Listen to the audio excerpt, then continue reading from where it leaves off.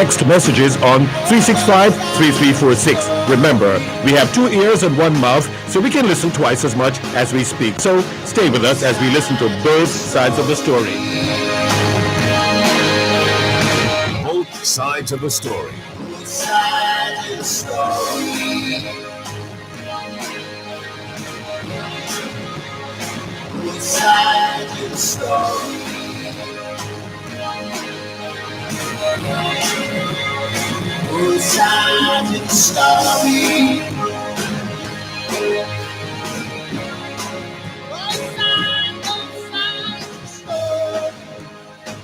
Both sides of the story. We always need to hear both sides of the story. Both sides of the story.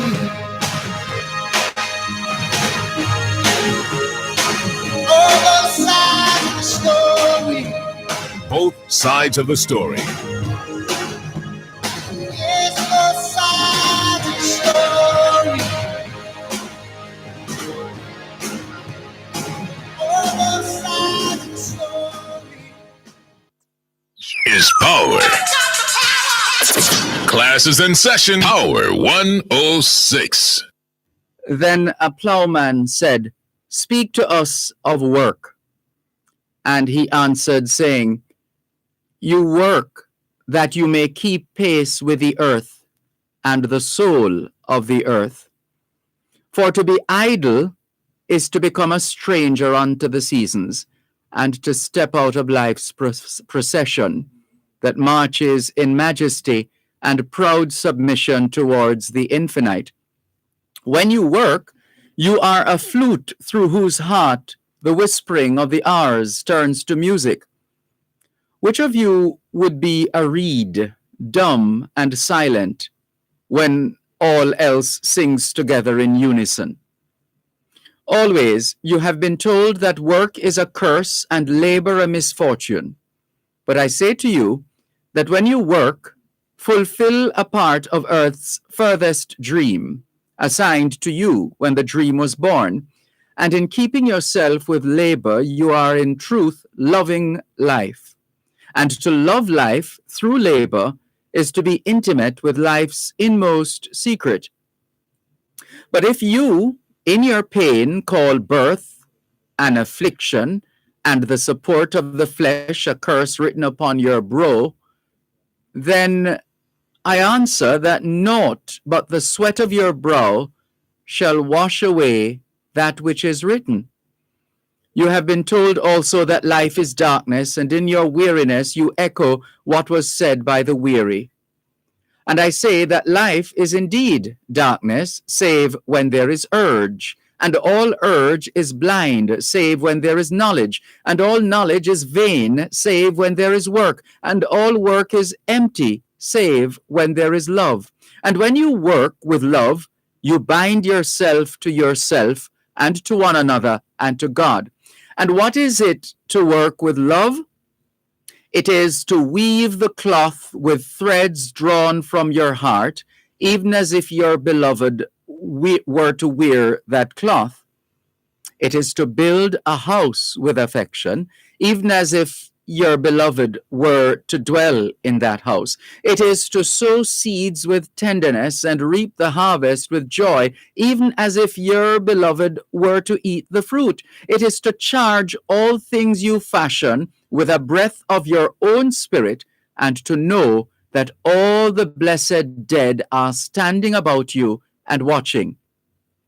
Often have I heard you say, as if speaking in sleep, "He who works in marble and finds the shape of his own soul in the stone is nobler than he who plows the soil.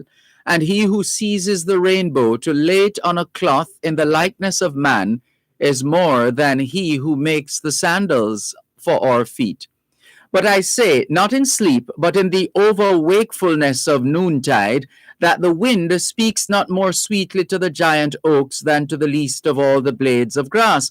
And he alone is great who turns the voice of the wind into a song made sweeter by his own loving. Work is love made visible. And if you cannot work with love, but only with distaste, It is better that you should leave your work and sit at the gate of the temple and take alms of those who work with joy. For if you bake bread with indifference, you bake a bitter bread that feeds but half man's hunger.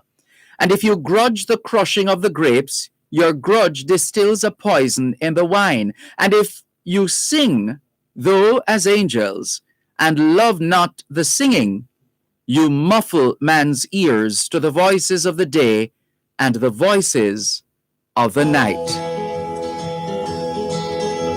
I'd like to build the world a home and furnish it with love. Grow apple trees and honey bees and snow white turtle doves.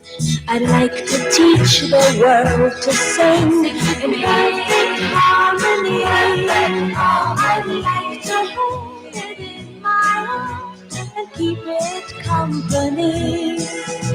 I'd like to see the world for once all standing hand in hand and hear them echo through the hills for peace throughout the land. That's the song I hear, the loudest the world sings today and all again. I'd like to teach the world to sing in perfect harmony.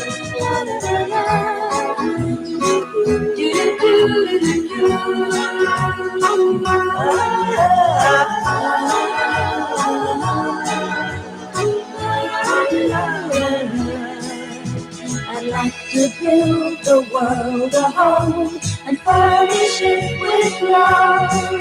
Grow apple trees and honey bees and snow white turtle doves. That's the song I'd like to teach the world to sing in perfect harmony hand in hand. And I'd like to hold it in my arms and keep it company. That's the song I'd like to see the world and the world all standing hand in hand and hear them echo through the hills for peace throughout the land. That's the song I need. Sing it along. Let the world sing today. Our land. I'd like to teach the world to sing in perfect harmony. I'd like to teach the world to sing.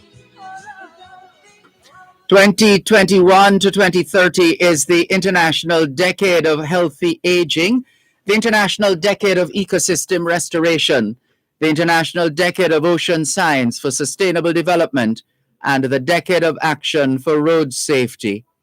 It's the second day of the 11th and penultimate month of 2021, the International Year of Peace and Trust, the International Year of the Creative Economy for Sustainable Development, the International Year of Fruits and Vegetables, the International Year for the Elimination of Child Labor, and the International Year of Health and Care Workers. Put another way, it's the second day of the 6th month of the 2021 Atlantic hurricane season, and according to the National Hurricane Center in Miami, Florida, a low-pressure system located along the eastern coast of Costa Rica is producing some disorganized showers and thunderstorms over the southwestern Caribbean Sea. The system is expected to move westward over Central America later today, and significant development is unlikely due to the interaction with land.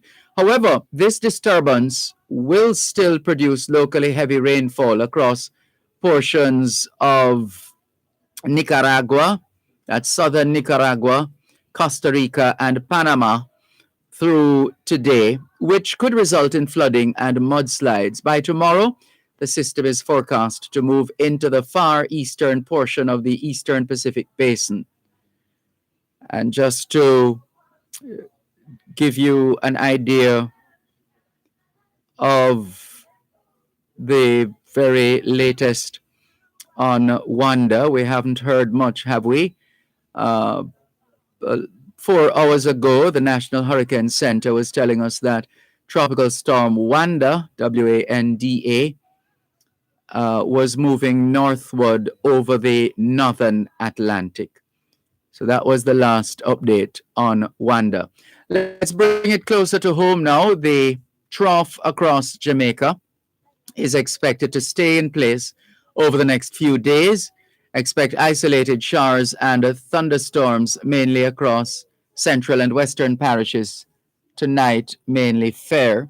Here in Jamaica, we continue to observe the month of November as Science and Technology Month, Youth Month, Parents Month, Local Government Month, and Community Development Month, Diabetes Awareness Month, Epilepsy Awareness Month, Drug Abuse Awareness Month, Food Month, Eat Jamaican Month, Alzheimer's Awareness Month, CARICOM Energy Month, Kiwanis Family Month, and Lung Cancer Awareness Month. Rastafarians are celebrating the anniversary of the crowning of Haile Selassie I, and Christians all over the world are marking All Souls Day. Hoy es martes, el 2 de noviembre 2021. Y les saludamos en cualquier parte del mundo que nos están escuchando en este momento. Estamos muy agradecidos por el don de la vida y el privilegio de servirles en otra edición de su programa Both Sides of the Story, ambos lados de la historia. Nunca vamos a tomar su audiencia por sentado porque sabemos que ustedes tienen otras opciones y esta es la razón por la cual jamás olvidamos darle las gracias por elegir Both Sides of the Story, ambos lados de la historia, de lunes a viernes desde las 2 hasta las 5 de la tarde, aquí en Power 106 FM. La misión continúa para educar, capacitar, iluminar y estimular el espíritu empresarial. Bienvenidos.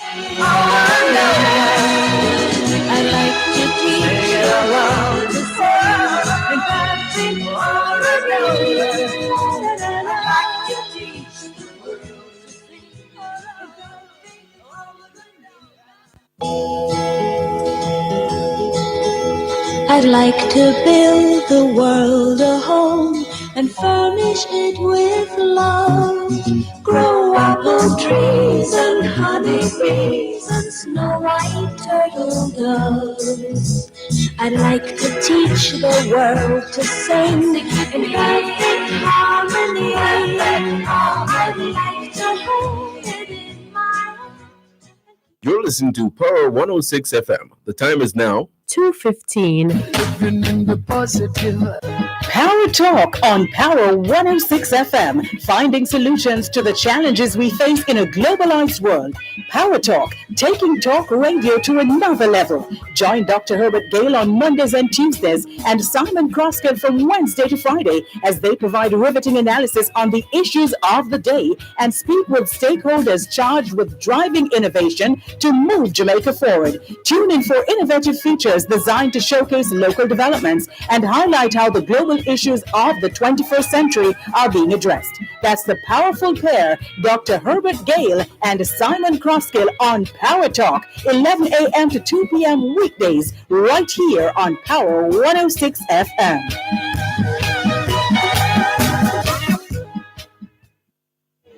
Snow White turtle dove. That's the song I'd like to teach the world to sing. C'est mardi le 2 novembre 2021 et nous vous saluons tous qui nous écoutez, que vous soyez dans le monde. Nous sommes reconnaissants du don de la vie ainsi que du privilège d'être à votre service par une nouvelle édition de votre programme Both Sides of the Story, le pour et le contre. Nous ne considérons pas votre fidélité comme l'un de soi parce que nous savons que vous avez l'embarras du choix. C'est pourquoi nous n'oublions jamais de vous remercier de choisir d'écouter Both Sides of the Story, le pour et le contre, du lundi au vendredi de 2h à 5h de l'après-midi sur notre antenne Power 106 FM. Nous continuons notre mission d'éduquer, d'habiliter, d'éclairer et d'encourager l'esprit d'entreprise. Bienvenue! Grow apple trees and honey bees and snow white turtles. All we're saying is it's Tuesday, the 2nd of November, 2021, and we greet you well, wherever in the world you are listening to us right now. We remain eternally grateful for the gift of life and the privilege to serve you on yet another edition of your program, Both Sides of the Story. We don't ever take your listenership for granted because we know you have choices. And that's why we never ever forget to remember to say thanks for choosing to listen to Both Sides of the Story, Monday to Friday, 2 to 5, right here on Power 106 FM. The mission continues to educate, empower, enlighten, and encourage entrepreneurship. Welcome.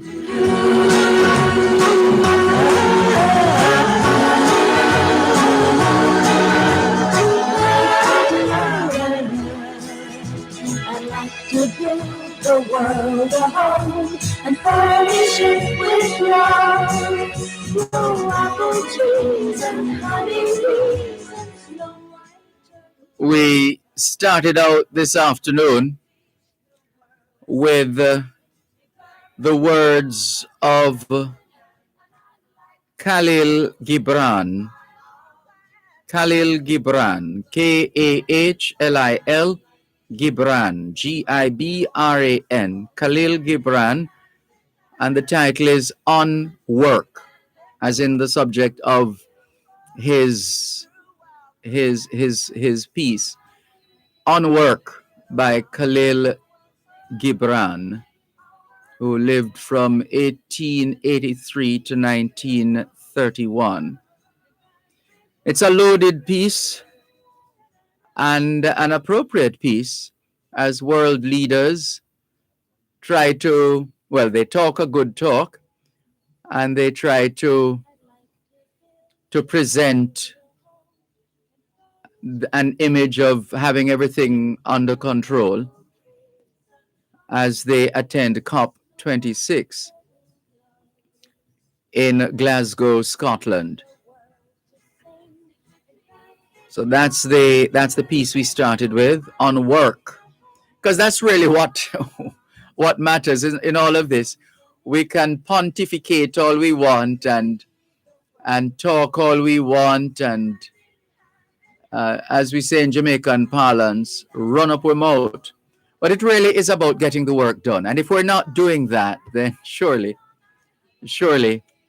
we're not doing what we're supposed to do. And we then paired that with I'd like to teach the world to sing by the New Seekers. The New Seekers. And again, it expresses a hope of togetherness in making the decisions that we make or that the world leaders make, which are of monumental proportions, invariably, with, in some instances, lethal implications for the world. Let's hope for the best coming out of COP26 in Glasgow, Scotland. In the meantime, here's a reminder that time marches on. This is the 306th day of 2021, which means we have just about 59 days left in the year. And for those who celebrate the season, we're 52 days away from Christmas Day. Good afternoon to those listening to us on 106.1, 106.3, 106.5, 106.7, and 106.9. From Moran Point to Negril Point, from the Goat Islands to Galena Point. This is Power 106 FM, serving Jamaica and the diaspora. Hello to those tuned in via the Power 106 FM app, downloadable from the App Store or the Google Play Store, depending on the nature of your device. Downloading is free, listening is free, whenever, wherever. Let's acknowledge those who have dialed a designated number to listen to Power 106 FM from the United States and the United Kingdom.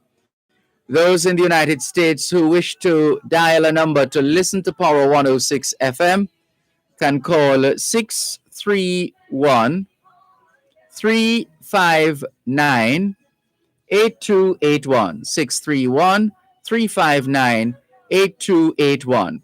And if you're in the United Kingdom and you wish to dial a number to listen to Power 106 FM, your number is 0330 606 0953. That's 0330 606 0953. We're streaming live on the Gleaner's website, go-jamaica.com. Subscribers to onespotmedia.com also have access to both sides of the story in particular and Power 106 FM in general. We thank you if you are watching us on Facebook Live. If you're not there yet, log on to Facebook. In the search box atop the page, type DERVANMALCOLM, and you too will be able to not just hear but see what's happening in the studios of Power 106 FM. If you don't have a Facebook account, don't worry about it. There's always YouTube. We're also streaming live video on the Dervan Malcolm YouTube channel. Please continue to like the channel, share it, post your messages, and continue to watch us on YouTube. We thank those of you who are ready on board and preparing to interact with us. The lines are open, 876-922-4112, 876-922-4113, 876-922-4114, and 876-922-4115. Whatever is on your mind, whatever issue of national, regional, or international interest that you'd like to expound on. Maybe you need an explanation. Maybe you need to get a better understanding. Maybe you have some ideas, some suggestions, some recommendations, some thoughts, some ideas, as we said. Whatever is on your mind. The lines are open, 876-922-4112-5. There's also the text line, which is the same as the WhatsApp number, which means you can not only send us your text messages, but also your WhatsApp messages, your voice notes, and indeed you can call us via WhatsApp, or you can go as far as dial direct, 876-365-3346, and you'll reach us on this side of the glass, as we like to say. So that's a straight line. That's a WhatsApp number. It's also a text line, 876-365-3346. Hello to Sammy Joe, who's listening from the UK. Good afternoon to you, Sammy Joe. It's just about 7:25 p.m. in the UK right now. 7:25, yes. I'm getting that right? Am I? Hold on. No. That's 8:25. Make it 8:25. 8:25 p.m. in the UK right now. Good to have you on board, Sammy Joe. Trust all is going well with you and yours in the UK. Let's clear some of the messages from the early birds who are already on board.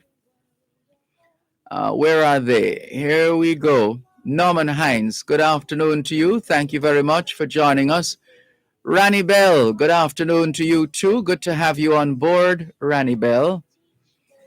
Faye Weller says, good afternoon, Mr. Dervan and listeners. To you too, Faye Weller. Audrey Smith in Southampton in England says, good afternoon, Dervan, listeners and all 106 FM crew. Hope all is well with everyone listening and watching from Southampton. Good to have you on board, Audrey Smith. Norman Hines says, Sir Dervan, can you say happy birthday to Boss Lady Maria Mary K. Harriott? Today she celebrates. Well, happy birthday to the Boss Lady, Maria Mary K. Harriet. It is true for the most part that the spouses are, well, the women are the boss, quite frankly. Yes. The women are for us men, the spouses are the boss. They are the bosses. Right. So I can understand the term boss lady. Yeah, and you know what they say?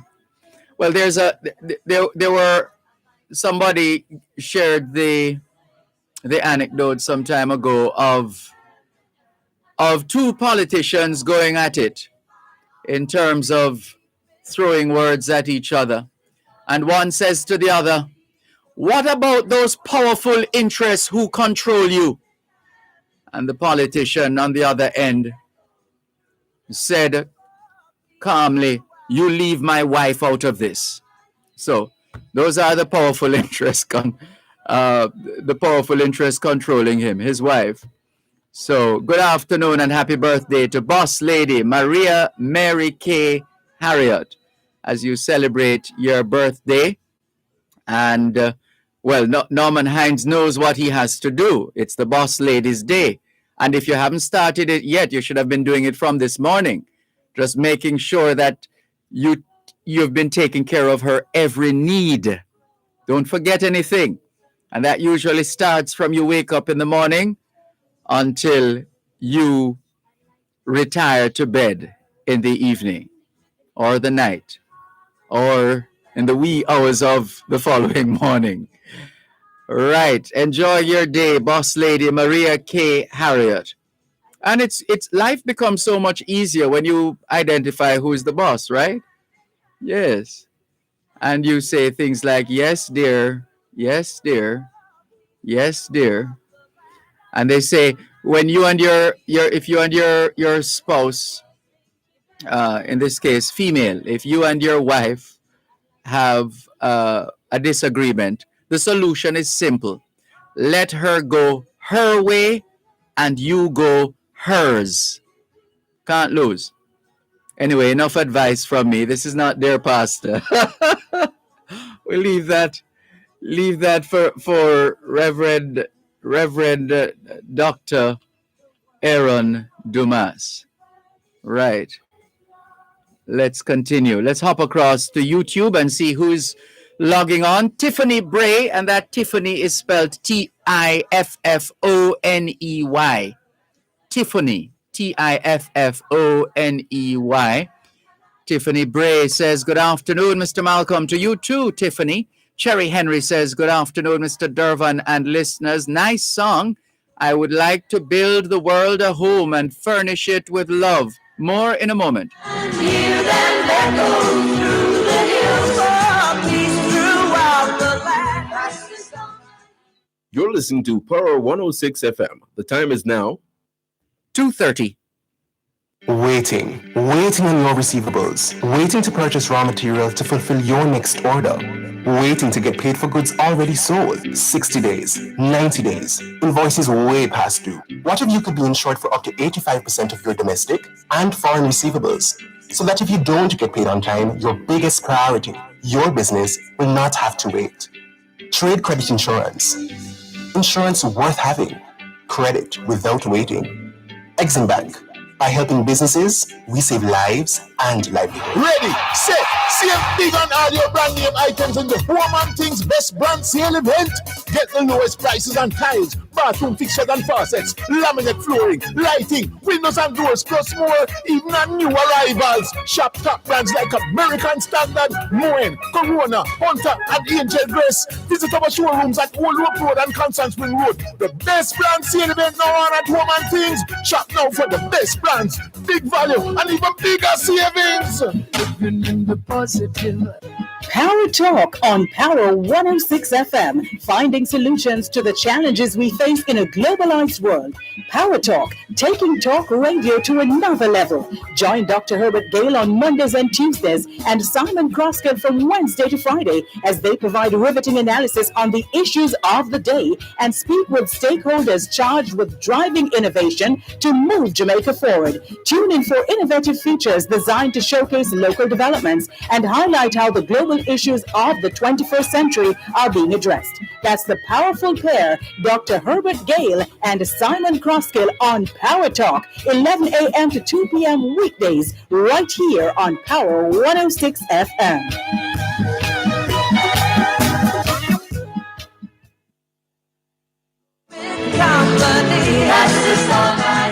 Tiffany tells us she's tuned in from Montego Bay. Welcome, Tiffany Bray from Montego Bay, which used to be known as Bahia Manteca. They used to have these wild hogs running up and down in St. James and in Montego Bay in particular. Well, between the hills and the flats. And they used to get lard from those wild hogs and ship the lard from the bay, and I think the Spanish called it Bahia Manteca, and over time, with the corruption of the Spanish by the English, Manteca became Montego. Right. So that's a bit of the story. Tiffany says we can be, in reference to women as bosses. Yes, indeed.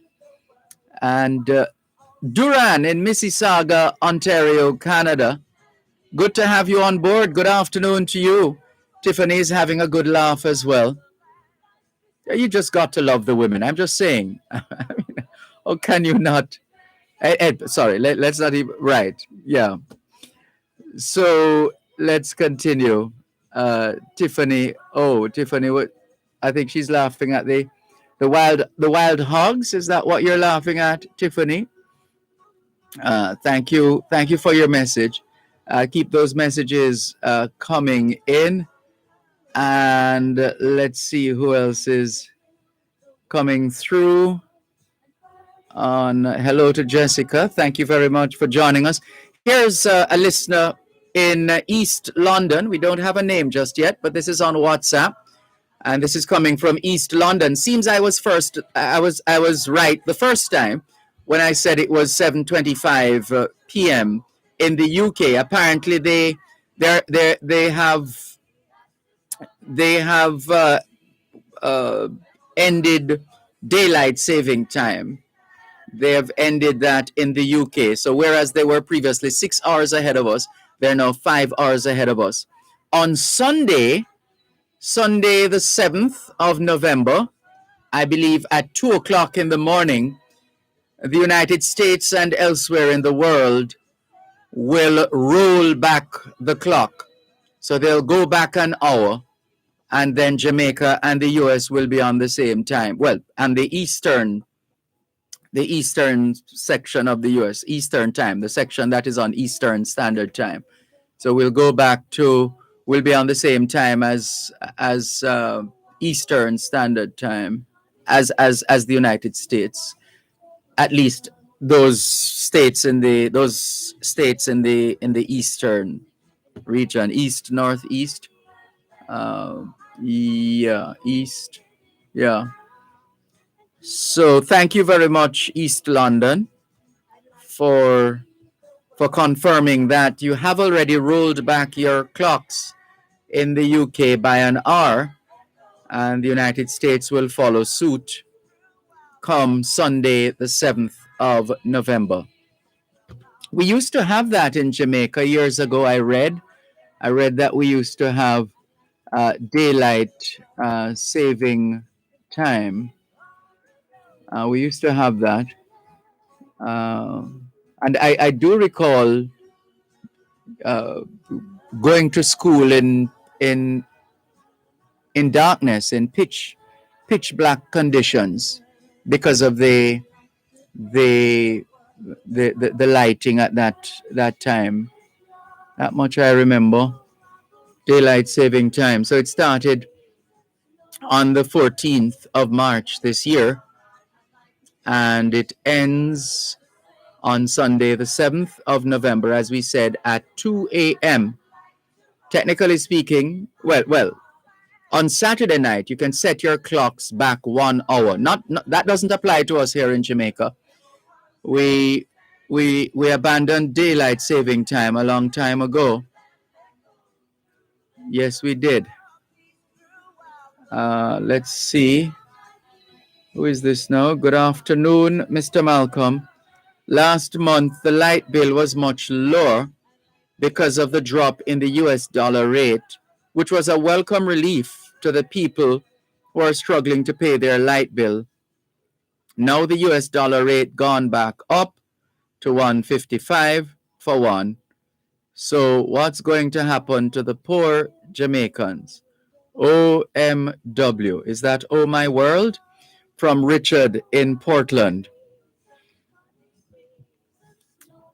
Richard in Portland, ideally, we would love to live in a country where the energy cost is not as high as it is in Jamaica. Would love to live in such a country. The reality, however, as you have pointed out, Richard, when you depend on oil for more than 90% of electricity generation in Jamaica, it means you are open to the variables of fluctuations as we have been experiencing in terms of the price of oil and as far as we're concerned in Jamaica, the fluctuations in the value of the Jamaican dollar to the US dollar. So as long as we have these conditions, we're going to be getting these bills. We have had stops and starts over the years with respect to really and truly pursuing green energy, more efficient, more cost-effective energy sources. It's been piecemeal in Jamaica.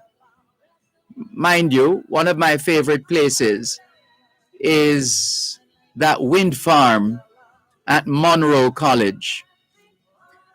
It just feels like another place. It doesn't feel like a place on earth. Really fantastic. And so that there's a wind farm there which continues to generate energy. And I think there is that the one we normally see if, let's say, if we're near Junction, is that Junction and you're looking across to the hill, there is, I'm not sure if they're one and the same. I'd have to double check that. But that's that we have had some stops and starts, but we're really not where we're supposed to be, where would be able to benefit from lower energy or lower electricity rates. So for the time being, is it the Serenity Prayer that says, God grant me the Serenity Prayer. So God grant us the will and the responsibility to do what we can, because whatever we have control over, that's what we can try our best to manage. And we have control over how we consume energy in our homes, and therefore we could try our best to manage that situation So in other words, we keep our consumption, we manage our consumption in such a way that our bills don't go above a certain level. And apparently the JPS has a mechanism that can detect what devices you're using or what devices are consuming energy in your household. So for example, we have received notification that a particular energy burning device needs that we used less of it in the month, the billing month, etc. So there are some tools that are being rolled out, but we still have some ways to go. Who raised the subject? Ricardo, not Ricardo. That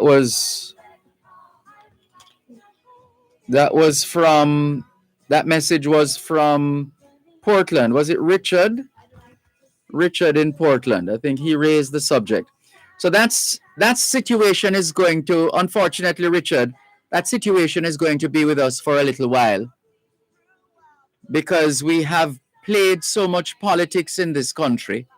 We have wasted so much time in this country that every time we take one step forward, it's like taking 10 steps backward at the same time. So we've had so many stops and starts in this country, and we shouldn't still be at this point. Should have been far advanced by now in terms of renewables. But for what it's worth, where there's life, there's hope.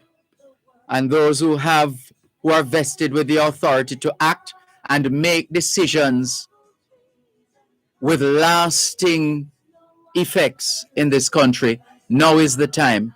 Let us do what needs to be done so that the next generation of talk show hosts and journalists, etc., won't be saying the same things that those before us have been saying and those right now are saying. Yeah. Thank you, Richard, in Portland, for your message. Here is, who's this now? Let's see who's coming through on our WhatsApp line, same as the text line, 876-365-3346. Hello, good afternoon. Thanks for calling. Yes, greetings, Mr. Malcolm. Greetings. Just to identify myself, I was the same person who called you about my child, who is in primary school, who I gave you a sentence and we was talking about it. Yes. Right. I got cut off that day and was trying to call back, but had a little problem there. But something else came up because the teacher gave him something else that he's concerned about as well. Oh dear, hold on. Tell us after the break. After the break, please. One moment. You're listening to Power 106 FM. The time is now 2:45. Ready, set, save big on all your brand name items in the Home and Things Best Brand Sale event. Get the lowest prices on tiles, bathroom fixtures and faucets, laminate flooring, lighting, windows and doors, plus more, even on new arrivals. Shop top brands like American Standard, Moen, Corona, Hunter, and Angel Grace. Visit our showrooms at Old Road Road and Constant Spring Road. The best brand sale event now on at Home and Things. Shop now for the best brands, big value, and even bigger savings. Living in the positive. Tune in every Thursday at 11:30 a.m. to midday for your legal corner with Dahlia Walker Huntington during Power Talk on Power 106 FM. You can call our numbers 876-922-4112-5. The text and WhatsApp line is 876-279-8598.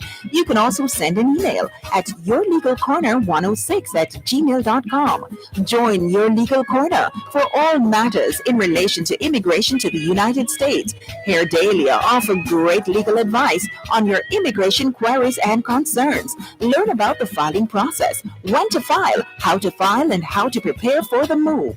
That's Your Legal Corner, 11:30 to midday, every Thursday right here on Power 106 FM.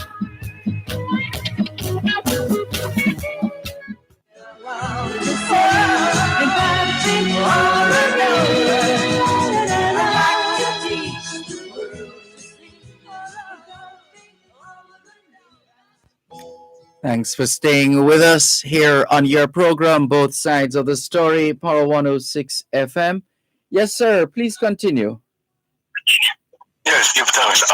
Just to let you know that, I'm not trying to put down a teacher for anything because, everybody makes mistakes sometime or the other. Yes. But I also understand that that teachers, there are some teachers does not like to be corrected. And they will stick to what they believe.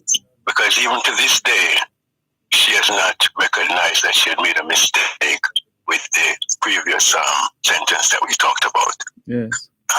She says she's going to get in touch with me, but to date she has not done that yet. My concern is not for her to correct me or tell me anything, but if you know that you're in a group on WhatsApp talking to your students, they're all primary school. As a matter of fact, this class is getting ready to take PEP. Yes. So they're in grade 6. Now, if you find that you make a mistake immediately, I don't know if I'm right to say that she should apologize to the students and correct herself. Mm-hmm. But here's another one. Yeah. This one says, fill in the blank with one of these words. Okay? And the words that you fill in the blank with are on, O-N, into, I-N-T-O, across, A-C-R-O-S-S, and by, B-Y. Okay? Mm-hmm. Here goes a sentence. Be careful how you retrieve a ball as it rolls blank the street. Mm-hmm.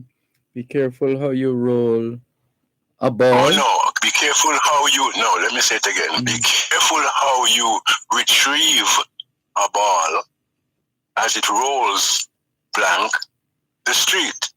Retrieve a ball. A ball. As it rolls. Rolls blank. Blank. Street. Mm-hmm. So you have these words in the blank, okay? On, into, across, or by. Be careful how you retrieve a ball. I won't tell you what my son said, but I will tell you what the teacher said. Mm-hmm. The teacher said it's on, O-N. Mm-hmm. Now, you take a look and tell me if that is correct. That's why I bring it to your attention and to your listeners as well, because I did that with the other one, and there are two. Everyone said that. Go ahead. Now I'm seeing it could be careful how you retrieve a ball as it rolls into the streets, or it seems possible as well to say as it rolls across the streets, but or rolls across the street. But there you go. Look, the first one is what my son put. He put into. Mm-hmm. And I told him he was correct. Because as you mentioned, across could be, but if you're going to choose one or the four, into. It have to be into. Mm-hmm. And the teacher did not say any of these. The teacher said it's on. And I'm saying, come on, teacher, where's your English? Because I don't want to talk to her about that. No, but the teacher should be. The curriculum would have the appropriate guides for the teachers to follow. We would hope. I think so. And if it is that they're following the guide, then Lord help us. Well, this guy would be wrong to, Reggie. This guy would be That's the definitely point wrong. I'm making. Yes. Yes. Right, and maybe that's why she's sticking to her, because of, when I spoke to her about the other thing when we were talking about capitalizing musical festival, and my son did not capitalize it, and she insisted that it should be capitalized. When we spoke about that, at the end of it, she said that she's sticking to what she see it as, and so I asked her to just do a little research, just do a little research, and let's talk again. And she said definitely. Mm-hmm. As a matter of fact, she was telling me how good it is, and that parents are, some of us are involved in our children, and she really appreciated it. Mm-hmm. And she, this type of reasoning, she likes it. Right. But at the same time, this is some time ago, and she has not acknowledged that. Listen, what your child did was correct. Mm-hmm. And I don't want her to say it for my child. I want to say it for in the group, because this is all the children in the group are learning from her. Yes.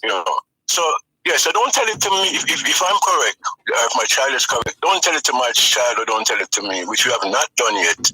But tell it to the group, mm-hmm. to the classroom. Yes. Mm-hmm. So they can be corrected, because they're going to go into exam, doing what you tell them to do. And when you mark their work, you mark these things wrong when they are right. Yes.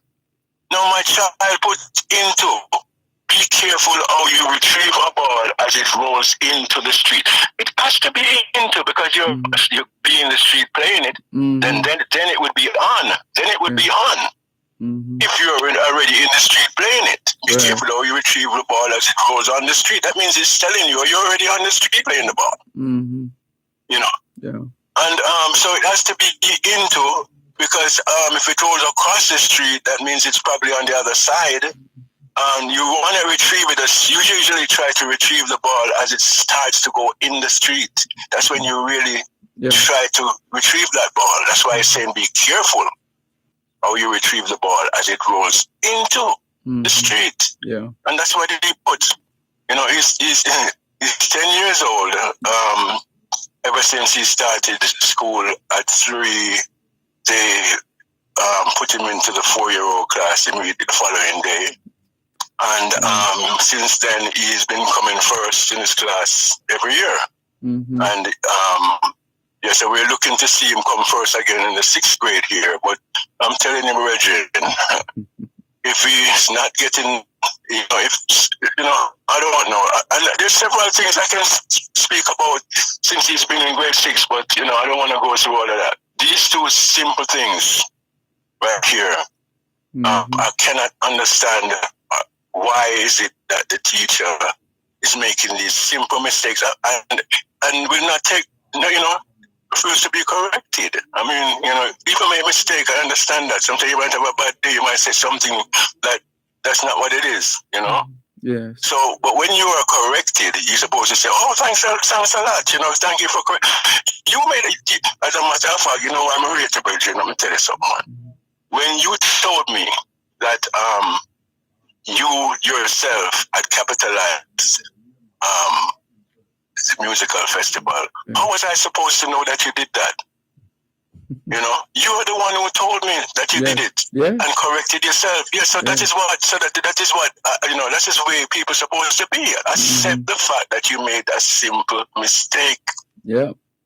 That's how we learn. Big is not going to win the money, right? That's how we learn. She herself said she learned from the children as well. Mm-hmm. So if you learn from the children as well, we learn this, man, and let's talk about it and get it over with, and correct yourself with the children and move on. Yeah. Because so you're going from one extreme to the other, because these are 2 sentences now that I've told you about where my child is correct and the teacher is wrong, but at the same time they were both marked wrong. So I'm going to leave it at that. Yes. No, but it's good. It's good that you're involved as a parent in your child's education. That is, boy, if more parents were to just get involved in the way that you have, then our achievement levels would be much higher. Give thanks. Thanks. And, it's not me alone. His mother, does a whole lot as well with him. It's just that I'm the one on the phone speaking with you. But his mother and myself from ever since, Yes. both of us try to make sure that from them born, they're getting some good teachings. Yes. So, yeah, man, so that is that. Any suggestion? You mean in dealing with the situation with the teacher? Right. Because I don't want to let her feel like, and then at the same time, she I don't want nobody to feel bad, put it that way. Yeah, it calls for. But at the same time, I really want her to correct the children, Yes. It really calls for maturity. That's really what the situation calls for, a level of maturity to say, well, on closer examination, or I think you're right because so and so, or having said to you already that she would get back to you, that's the right thing to do, to get back to you, especially if she's confident that she had the right thing, then she would get back to you quickly. But the fact that she, on the face of it, you could speculate that perhaps she's, I don't want to say avoiding you or hiding from you, because some of us are like that. I'm not saying that she is, but some of us are like that. We try to. I've had to deal with people like that all my life, quite frankly. So what I do, I just play along. I mean, they're trying to hide, but they can't hide. And I just pretend to be looking somewhere else to save them the embarrassment. I mean, right. I mean, that's the way I was looking at it. But my thing is this: what about the students? Yes, and that's the thing. That's what it is. It's not about me. Absolutely. It's not about me. Trust me, because I already know what is right and what is not right. And you are what correct. About the students who you were teaching, yes. and they're the one who has it right now, that you must capitalize these things, and they're the one who have it right now to say it's on the street and not into. So when an exam comes in front of them at the end of the year with the same questions, what's going to happen? Yeah, it might come to the point where somebody decides to challenge it in court, and then that becomes another matter, especially when the students' future depends on it. I remember this, at the end of the school year, when them take them unit tests or whatever, it's the teacher herself or himself that marks the work. Yes. And that's another thing I don't do, trust me. And I think the work should go to another teacher or somewhere else. Mm-hmm. Yes, not the same teacher marking the work, because I'm going to show you something. When he was in grade 4, when he was in grade 4 and he got his test, we were some of the test paper on the same day when they were being given, when the certificates, the marks were being given out, when the report was being given out. Right? Yes, he came first. But the thing is, when we were looking through the paper, we saw mistakes on the teacher's part. As a matter of fact, I remember his mom saying to one of the teachers, "Look at this," and the teacher said, "Okay, you're right. Change it from 96 to 97." Sorry, just a moment. We're up on another break. One moment, please.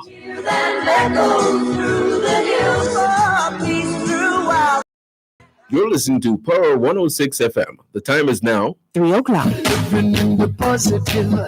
Tune in every Thursday at 11:30 a.m. to midday for your Legal Corner with Dahlia Walker Huntington during Power Talk on Power 106 FM.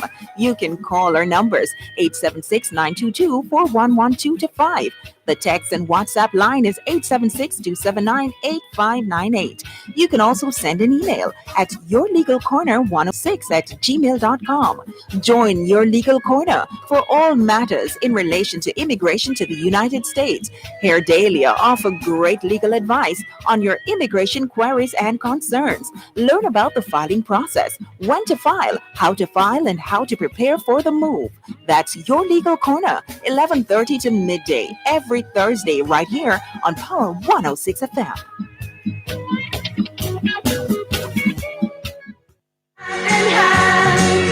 And hear them echo through the hills, throughout the land. That's the song I hear. Aloud, let the world sing today.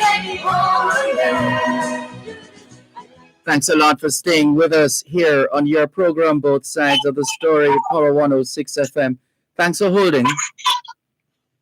Yes, give thanks again. The only thing I have to say is that these exam papers should not be marked by the same teacher who give the work, and should be marked by the ministry, really, somebody in the ministry or somebody else, because they make a lot of mistakes. As I said to you a while ago, when he was in grade 4, the teacher had to be corrected by his mother when she saw one of the exam paper, and said, look at this. It was a math problem, and the teacher made a mistake. And, right then, he changed the 96% to 97%. But there could have been a whole lot more. It's just, this is just the way it is. I don't know what to say. I'm going to just feel like that, yeah? Yeah, well, one thing you should continue doing is taking an interest in, as parents, in your child's education. You're on track. You're perfectly on track in that regard. Just don't let up. Just continue to be very good parents. All right, thanks. That would never happen. This is a part of our lifestyle. It's just that, because I enjoy it. I could never when his mother, we don't make him do work, and we don't see it at the end of the day. Good. Each day. Yeah. So, yeah, man. So, all right, I give thanks. Thank you for the call. Wonderful. All the best. Take care. Bye-bye. This is your program, Both Sides of the Story, Power 106 FM, still streaming live on the Gleaners website, go-jamaica.com. Good afternoon. Thanks for calling. Yes, good afternoon. Good afternoon. Yes, I'd like to give my opinion on that thing about into and on. Sure. Now, my idea of the ball rolling into the street is that it has not yet reached the street. Rolling on the street means that it is already on the street. You get that? I'm listening. Yeah, rolling into the street gives me the impression of it is going toward the street. But the sentence on the street. The sentence says, "Be careful how you retrieve a ball, right, as it rolls blank the streets."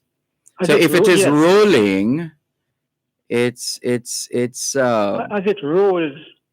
If it rolls into the street, it would mean that it is rolling from off the street into the street. Yes. So it's not there yet. But if it is rolling on the street, it is already on the street, and that is where you will be in danger if you go on the street with the ball. So you're with the teacher in this case. Your sentence is, be careful how you retrieve a ball as it rolls on the streets. Because if it is rolling on the street, you will also have to go get on the street to get it, and that is where the danger would be. What about the sense of active movement? So right. you move on the basis. You move on the basis. Just a second. It means that it is not yet on the street. No. Both you and the ball are off the street. Yeah. What about the thinking? What about the thinking that it's something happened that caused the ball to roll? Something happened. Maybe had the ball in the hand, and the ball fell out and started to roll. All right. So if the ball rolls on the street, it means it is already on the street. So Yeah. if you Yeah, but if the retrieve it while effect- it is on the street, Yes. it means that you have to get on the street, and that is where the danger arises. But And that is when you need to be careful. yes, but one gives you a greater sense of immediacy from Yes, the but standpoint that be it's going careful. into the street. It hasn't reached there yet. Hold on. Be careful how you retrieve a ball as it rolls into the street. Yeah, if it rolls into the street, it means it has not yet reached there.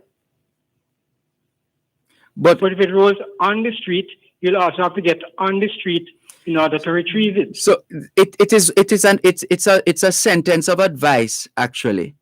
It's advising a youngster, perhaps, Right. an adult saying to a youngster, be careful how you retrieve a ball as it rolls into the street. So you can retrieve the ball that is not rolling in the street. If it's on the street, there is nothing there to say that it is moving. It's on the street, as opposed to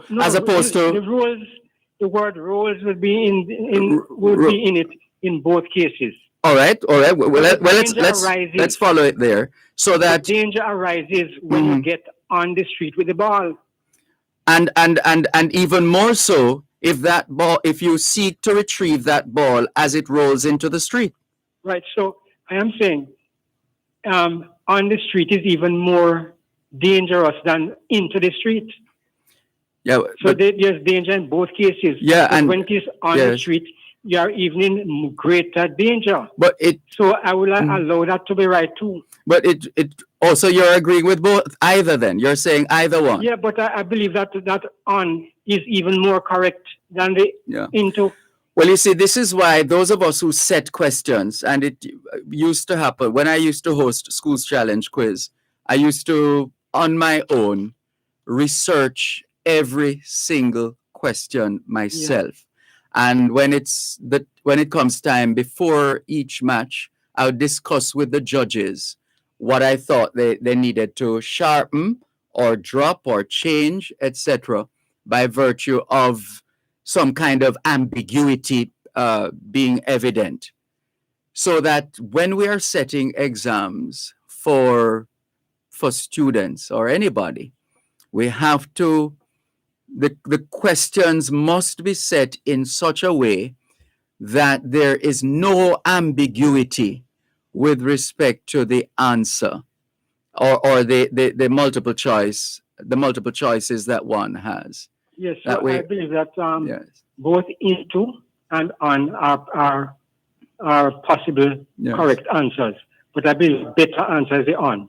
All right, no problem, Glenn. That's it.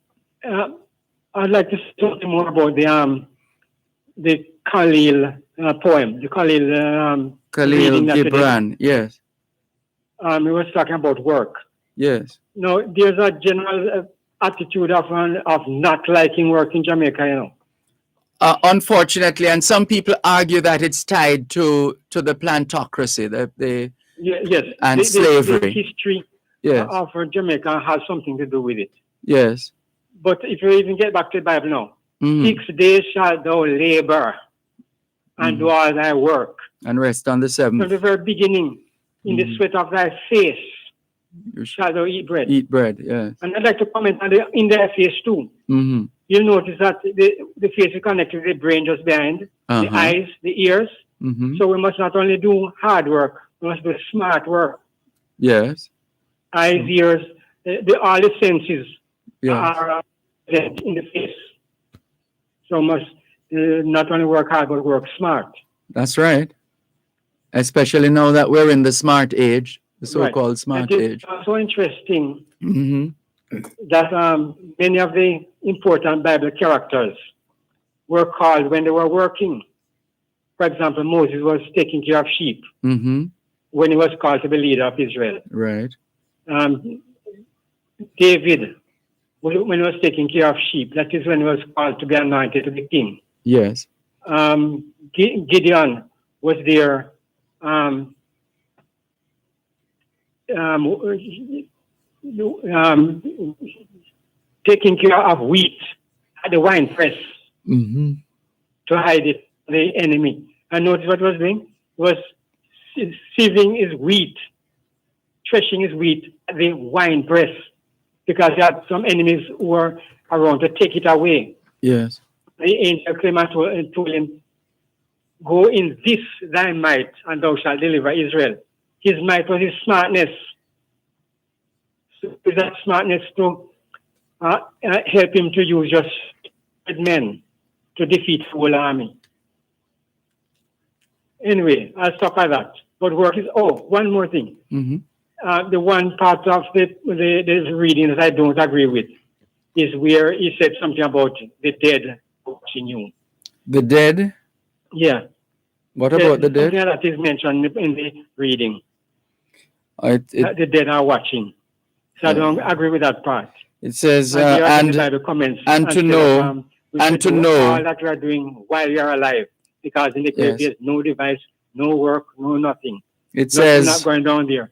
So we must do what we can while we can. Yes, it says, and to know that all the blessed dead. The use of the word there, blessed, seems like some kind of a qualification. And to know that all the blessed dead are standing about you and watching. Neither the blessed dead or the cursed dead are watching. Well, both will come up in the resurrection, and then we'll start seeing again. I hear That's you. my idea of death.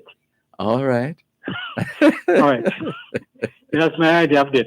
Nothing not going on in death. Yes. Neither the wicked nor the righteous are doing anything. There will be resurrection. Yes. And after resurrection, they'll start acting again. Death is dead. Bye for now. Death is dead. Yeah, death is death. And life after death does not mean life during death. All right. Okay. Thank you. All right then. Take care, Glenn. This is your program, Both Sides of the Story. Power 106 FM, still streaming live on the Gleaners website, go-jamaica.com. Live on your smart devices all over the world.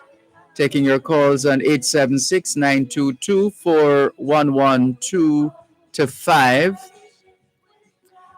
Tiffany says it's EST from CST. Eastern Standard Time from Central Standard Time. Is that it? Call center will be changing their times too. It's in call centers. Oh, I didn't realize that. You mean even our call centers in Jamaica? March it will change again. Yes, I know that much. BPO sector, confirms Tiffany Bray.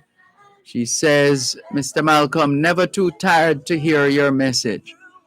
Thank you, Tiffany. Ricardo, good afternoon. Jennifer Stewart from Q Road in Kencott, East Central, St. Andrew. Good afternoon to you, and thank you very much for joining us. Let's check in with the WhatsApp line once again. Mark, well, he confirms that he's Mark. Mark in East London. Thank you very much for tuning in. Mark in East London. Thank you for your message. Here's one from Andrew. Andrew McPherson says, good afternoon, Mr. Malcolm. Special afternoon to you and the 106 family. Thank you, Andrew McPherson. Hello to Blessed Child. Good afternoon. Thank you very much. And let's see who else is there. Cuban in Georgia says, good afternoon, Sir Malcolm. Just went and participated in our local government elections today, November 2nd. Smooth sailing as always here in the United States. God bless every time. One love. One love. Cuban in Georgia says into is incorrect and it should be across. Across is more appropriate, he says, because of the danger that is involved in the question. Be careful of danger across vehicles. Our vehicles are crossing. Be careful of danger. And there's a stop sign here. Across, vehicles are running both sides of the street. All right, Cuban and Georgia, they we couldn't send you to manage the traffic though, because if your explanation was as it was just now, then we'll be having a lot of crashes if you were a traffic cop. One moment, please. You're listening to Power 106 FM. The time is now 3:16. Living in the positive. Power Talk on Power 106 FM, finding solutions to the challenges we face in a globalized world. Power Talk, taking talk radio to another level. Join Dr. Herbert Gale on Mondays and Tuesdays and Simon Croskell from Wednesday to Friday as they provide riveting analysis on the issues of the day and speak with stakeholders charged with driving innovation to move Jamaica forward. Tune in for innovative features designed to showcase local developments and highlight how the global issues of the 21st century are being addressed. That's the powerful pair, Dr. Herbert Gale and Simon Croskell on Power Talk, 11 a.m. to 2 p.m. weekdays, right here on Power 106 FM.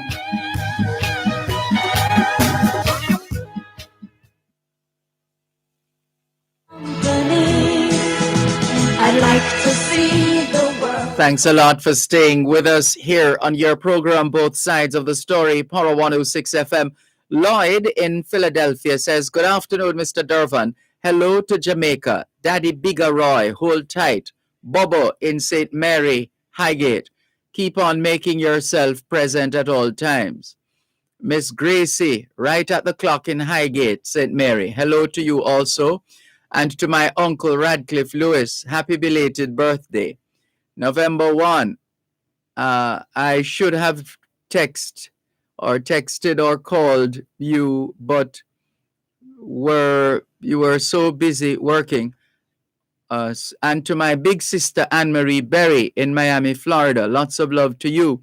And again to you, Mr. Dervan, large up yourself in love for all of us.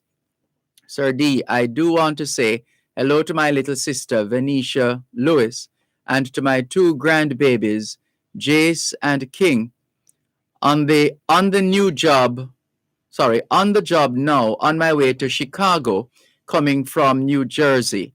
Mr. Dervan, good day again. I'm now back with my new job, the first company I used to work for. I do still pull Amazon and beyond. Well, you continue to be be safe on the streets of the United States of America, Lloyd, and may you get back safely to Philadelphia. Blessed Child is having quite a laugh here with with braces and all. All right, Blessed Child. Cuban in Georgia is cracking up as well with respect to what I said about his incongruous message, which based on that kind of mindset in setting down the message the way you have, Cuban in Georgia, if we were to put you to direct traffic, it would be rather chaotic. But I understand. Maybe you're still in the kitchen preparing the latest meal, since that is what you do, or at least one of the things we're aware of based on your photos from time to time. Yeah. Try and wheel and come again, as they say, Cuban in Georgia. Let's see if we can get a better understanding of what you meant to say. Here's another message. This is a text message. This is from Errol in Maryland. He says, good evening, good afternoon, Errol. Sir D, if you have a chance right now, watch Fox News with Mark Lavin. This message came in from Sunday. Hold on, Sunday.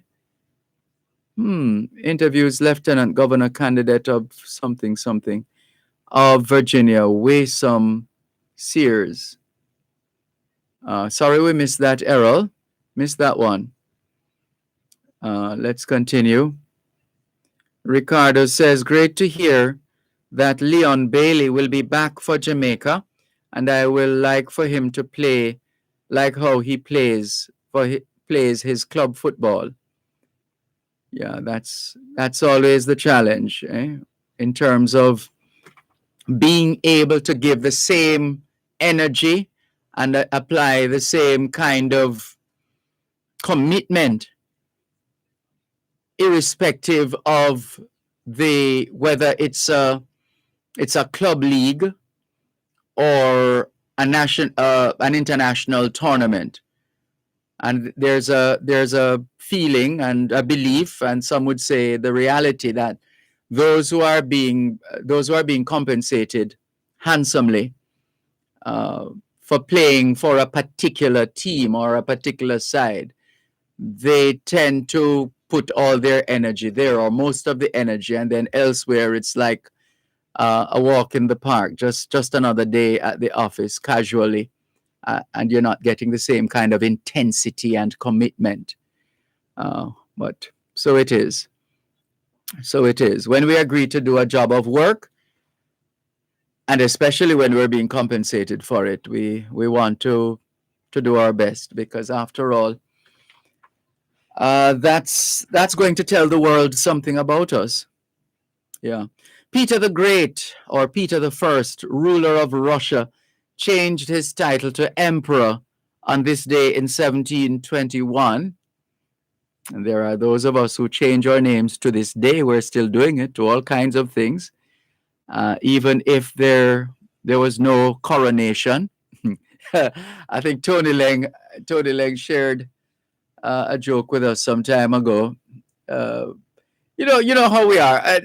A lot of us as Jamaicans, when we feel we can hold a tune, yeah, woo, woo, woo, woo, woo, woo, woo, woo, whatever, and so on and so forth.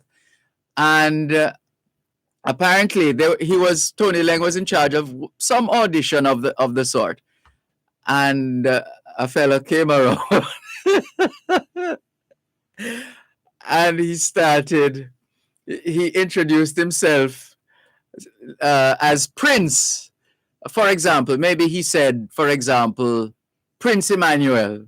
So anyway, that was the audition, the first part of the audition.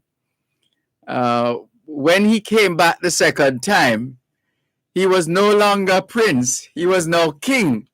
So Tony Lang said, "See ya, Picnic, when was the coronation? Or you moved from Prince to King so quick?" Or something to that effect. But only Tony Lang could tell that joke to you, to cause you to really laugh and to really get it. But just to show how, and it's a reality for a lot of so-called upcoming artists. You know, you want a name that will get people's attention or so on, and some of us take it to extremes. But the prince became a king in a short space of time. Speaking of king and prince and these things, Marie Antoinette, the Queen of France, was executed during the French Revolution on this day in 1755. Marie Antoinette, Queen of France, was executed during the French Revolution on this day in 1755. She was born in Vienna, Austria. She was the daughter of the Austrian Emperor of the Holy Roman Empire.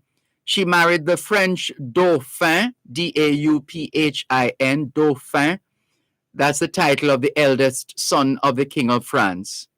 Dauphin, the title of the eldest son of the King of France.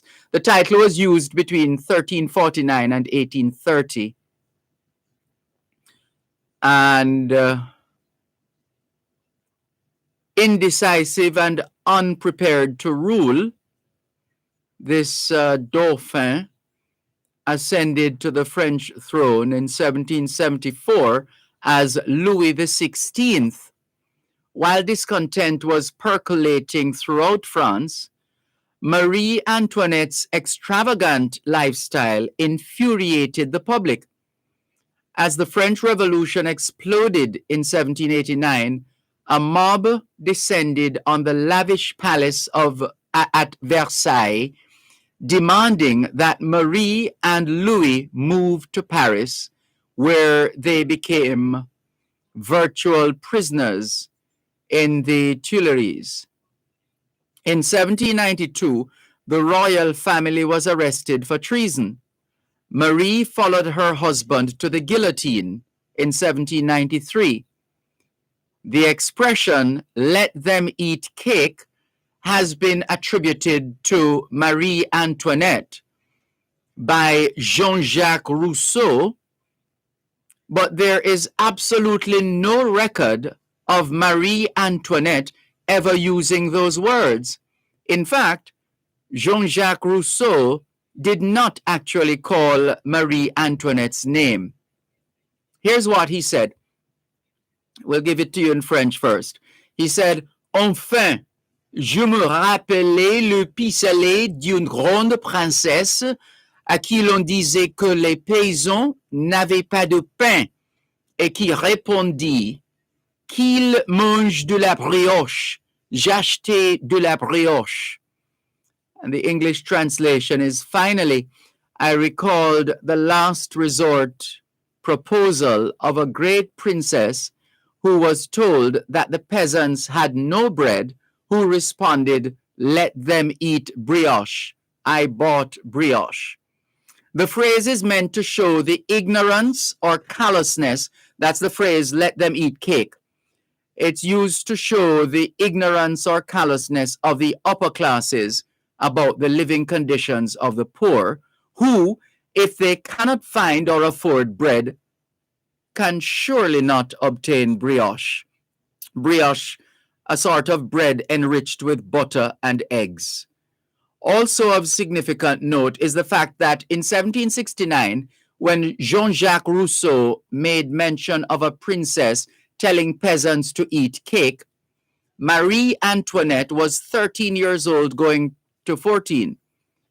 The icing on the cake was a description of Rousseau by one of his biographers as being a mentally sick man, and that the conviction of total rectitude was a primary symptom of his illness.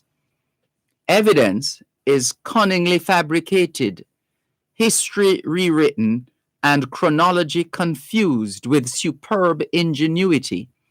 The truths Rousseau presents often turn out to be half-truths. So, since he frequently made things up, and this anecdote has no other source, this story is probably an invention of Jean-Jacques Rousseau. So the next time you use the expression, "let them eat cake," and you attribute it to Marie Antoinette, technically speaking, there is no record of her having said that. And then when you read the history of the time, you would recognize that it just doesn't add up. Just doesn't add up. The property of the church in France was taken away by the state on this day in 1789. Thomas Edison executed a patent application for an electrical indicator using the Edison effect lamp on this day in 1883. London's Daily Mirror newspaper was first published on this day in 1903. And here's a part of our history now, as world history, that to this day is still quite tenuous. On this day in 1917, let's tell you after the break.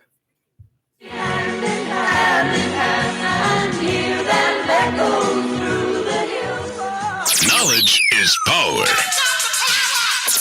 Class is in session. Power 106.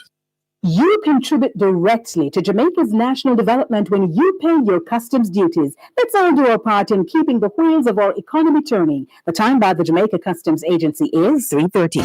It continues to be all smiles at Wellington Dental. We offer dental care for the entire family, including cleaning, filling, whitening, and other dental services. There's wheelchair access and an exciting play area for the children. Wellington Dental, 57 Wellington Street, Spanish Town. Telephone 876-984-5482 or 876-749-3515. living in the positive. Power Talk on Power 106 FM, finding solutions to the challenges we face in a globalized world. Power Talk, taking talk radio to another level. Join Dr. Herbert Gale on Mondays and Tuesdays and Simon Croskell from Wednesday to Friday as they provide riveting analysis on the issues of the day and speak with stakeholders charged with driving innovation to move Jamaica forward. Tune in for innovative features designed to showcase local developments and highlight how the global issues of the 21st century are being addressed. That's the powerful pair, Dr. Herbert Gale and Simon Croskell on Power Talk, 11 a.m. to 2 p.m. weekdays, right here on Power 106 FM.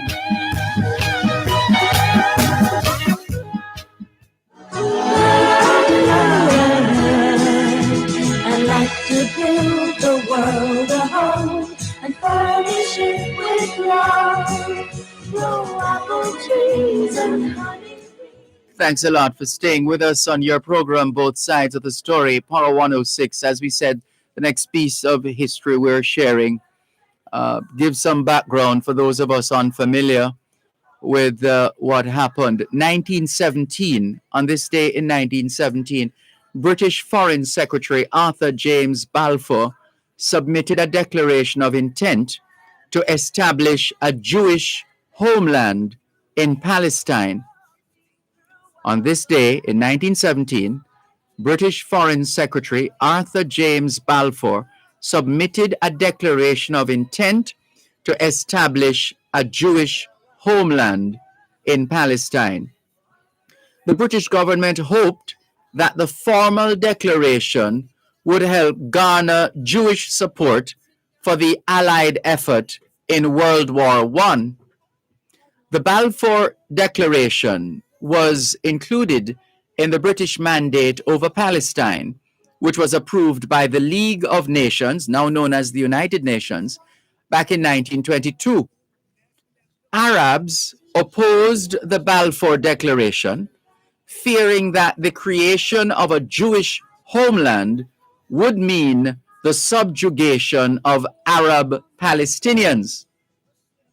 After World War I, the Jewish population in Palestine increased dramatically, as did Jewish-Arab violence.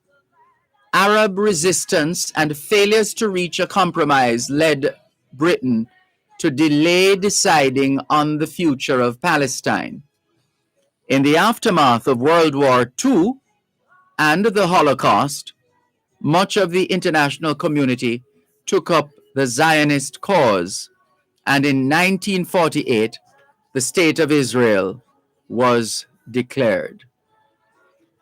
Let's go to the phone lines, 876-922-4112-5. Good afternoon. Thanks for calling. Mr. Malcolm, good afternoon, sir. Good afternoon. I was on the outside doing some gardening, so I didn't get to hear if my question was answered about the election thing, because here in Jamaica, we don't do the American system. So if one party won the popular vote and the other one won the more seats, who would declare the winner? You mean here in Jamaica? Yes. No, we have a first past the post system. So unless we change it, that will continue to be the case.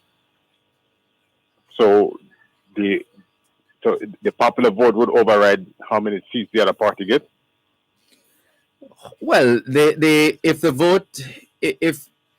it's whoever gets the popular vote in any case will win the election based on our system. Yeah, but would it be a minority of seats then? Well, if the election is close, I don't know. If a minority of seats, meaning, well, if there's a landslide, well, or if it is close, then you might have a win by one seat. But unless I miss something, yeah, that has happened. That happened in the 2000 and what year are we in now? It happened in the 2016 election. Yeah. But the thing is, because I am looking at the popular vote now, if the party who won the popular vote lose more seats, would that make them be government? No, but if you, I'm not sure. Maybe you can help us to understand what prompted this analysis on your part, and to get us to understand what you're saying. Because as we know, we have what is called a first past the post system. Yes. So whoever gets over the line first is the winner. Now, if you talk about popular vote in our situation, invariably whoever gets the popular vote wins. Because you see, I am looking at the fact that because there's a possibility that before we go to 63 seats, we could have a tie. No, which is the reason why they changed the number of. Remember, a change was made to the number of constituencies. I think we got 3 additional constituencies. Yeah. So it's now 63 members of parliament, and that is to ensure that you can't have a tie. Right. But there can be a tie with the popular vote, right? Well, if there is a tie, the system tie in terms of the votes. The system has checks and balances and protocols to deal with those if that matter arises. I should think so, but being a curious person, because there are a lot of things that I think through now and then, and I'm saying, but it is not impossible for it to happen. There's a possibility. Well, and then we look at each year, the less percentage of people are voting. So that's another factor. And there was but remember that it doesn't, technically speaking, it doesn't matter how many votes you get as a candidate. What matters is whether the number of votes you get is sufficient to put you ahead of your fellow candidates or opponent. Yeah. So it doesn't matter how small it gets. Because look at how small the numbers were in the last election. 2016, yes. Yeah. But the party that won by 1 seat, they still get more votes from the people than the opposition. No, that's 2016. Yes, so that would work. I'm talking about last. When was the election? Last year. Yes. That's what I'm referring to. The numbers I think were the lowest. Yes, it was the lowest. Uh-huh. Yes. And there's another thing that I keep looking into. The election is getting lower and lower as the election season come up. But yet the electoral office preparing for 100%. Isn't that a waste? No. The electoral office, the state has a duty to effectively administer or manage the system of government, and that's a key part of the system of government and cannot afford to fall short. So they just have to keep doing what they've always done. Let it not be said that the electoral office dropped the ball or was ill prepared or incompetent or anything. Can't have that at the electoral office. The question is then, so whatever is left over, because a large percentage of material is left over, can they do recycle for the next general election?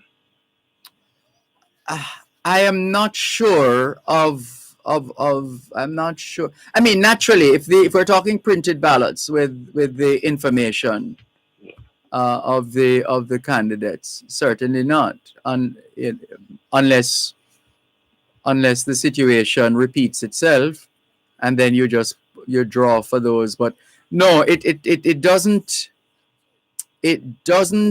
augur well for the integrity of the system if you reuse or use what on the face of it, or technically speaking, is outdated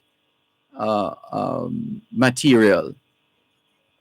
You see, for me, I'm a person who believes in cost cutting. You see, when I used to work as a chef, we let nothing go to waste. Even the eggshell we used to make sauce.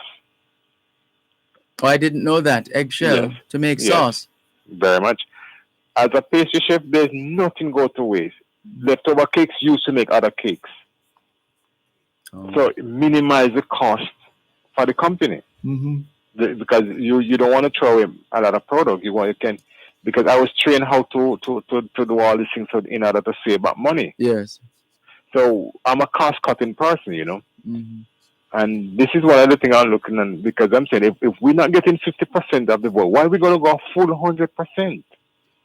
Yeah, well, we have to. It's the democracy demands that kind of approach. Anything. Sorry, go ahead. I don't think we will ever reach a stage of 100%.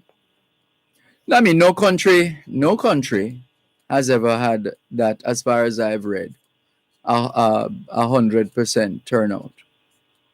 But then again, we're going to dump so much.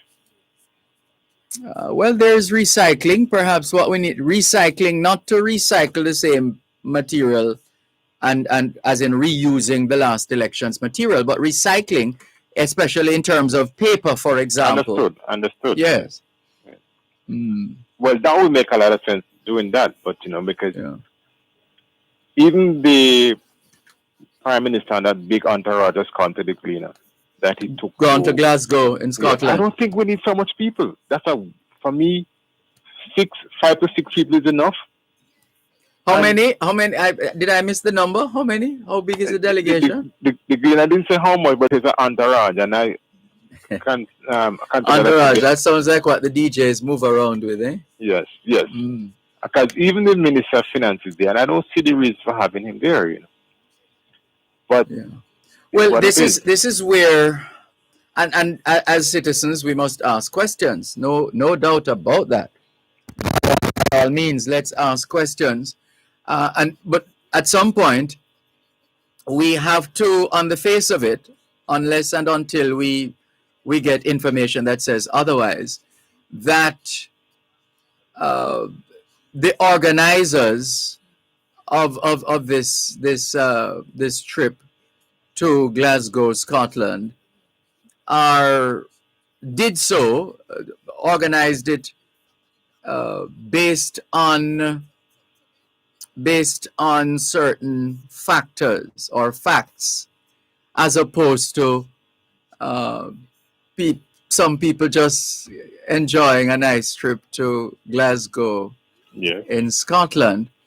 And then now what must happen is that when the delegation, the Jamaican delegation, returns from Glasgow, Scotland, that delegation we must have a press conference. We must have some kind of engagement of the press here in Jamaica to say, this is what we achieved in Glasgow, Scotland at COP26. This is what we and this is how we as Jamaica and Jamaicans will demonstrate our commitment to the articles of agreement that we subscribed to during COP26. That is how you ensure that there's a level of accountability, as opposed to people just come back with their shopping bags and whatever else, and it's just another trip overseas. Can't be that. One moment, please.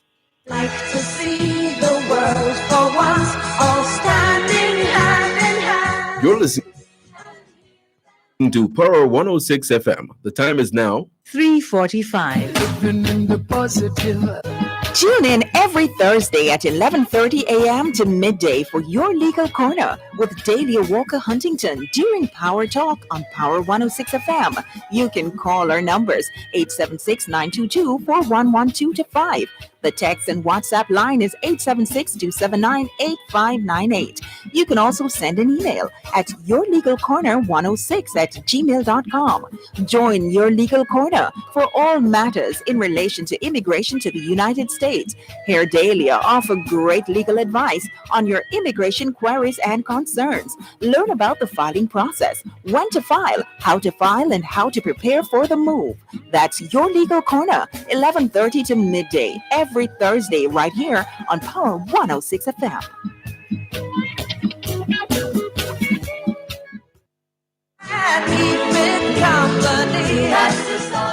Thanks a lot for staying with us here on your program, Both Sides of the Story, Power 106 FM.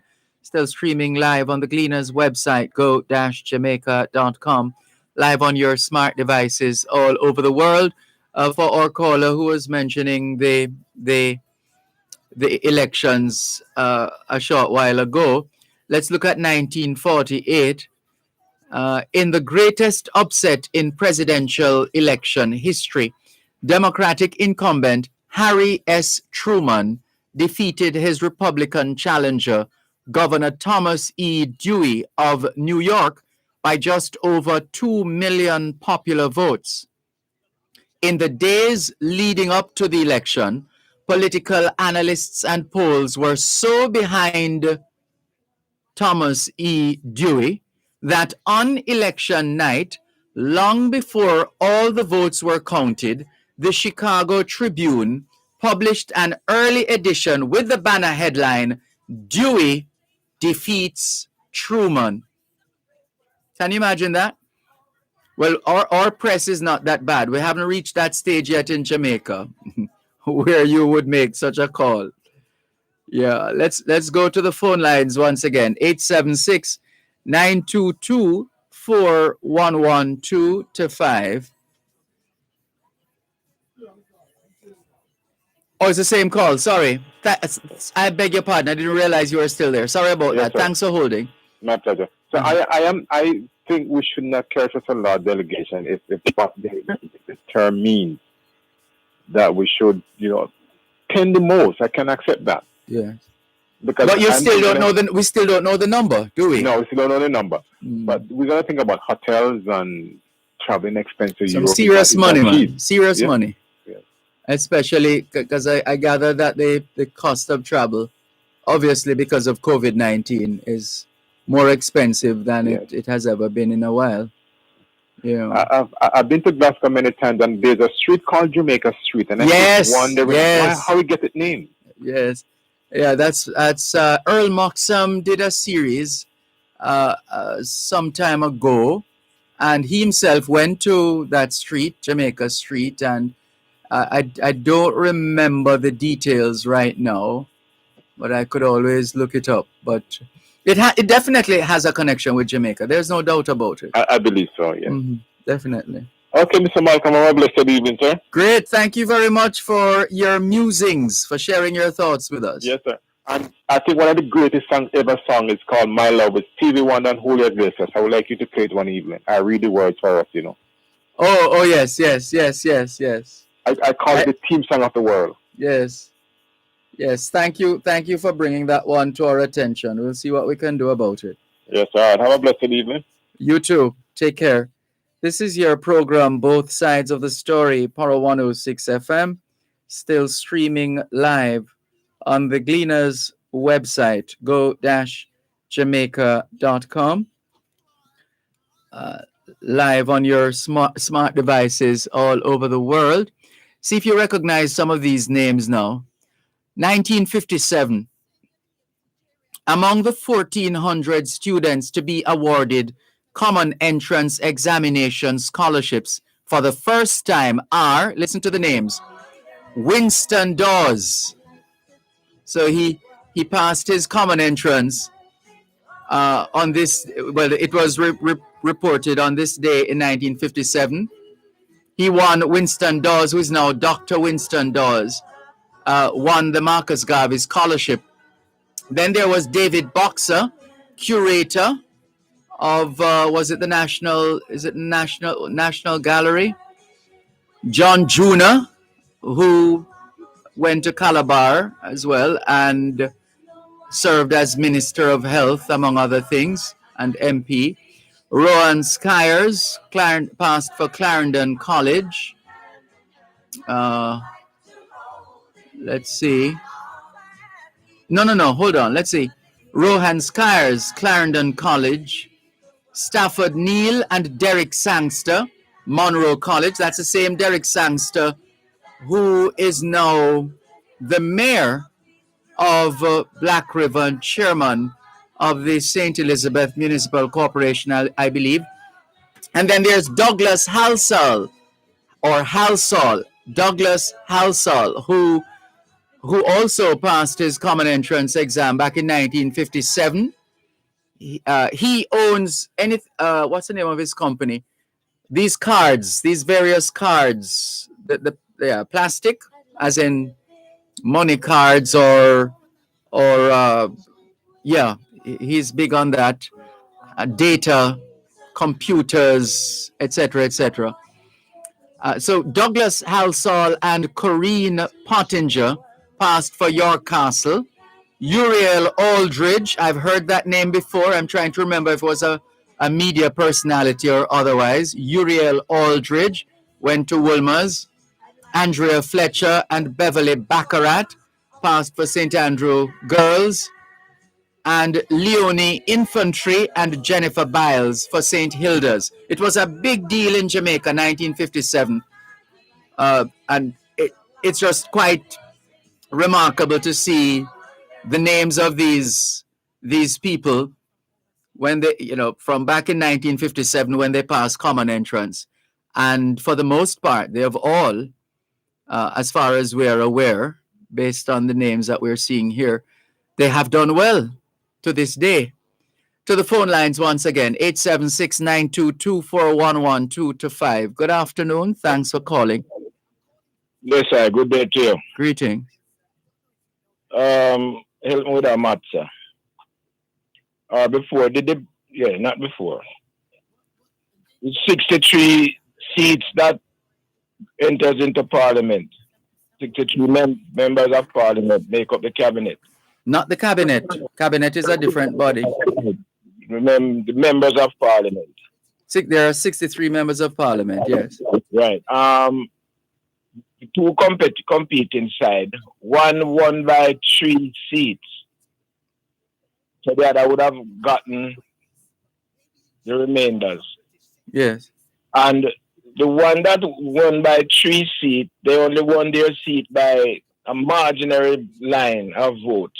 10, 15, and sometimes 3. After they go over it and recount and magisterial count, they still win by 3.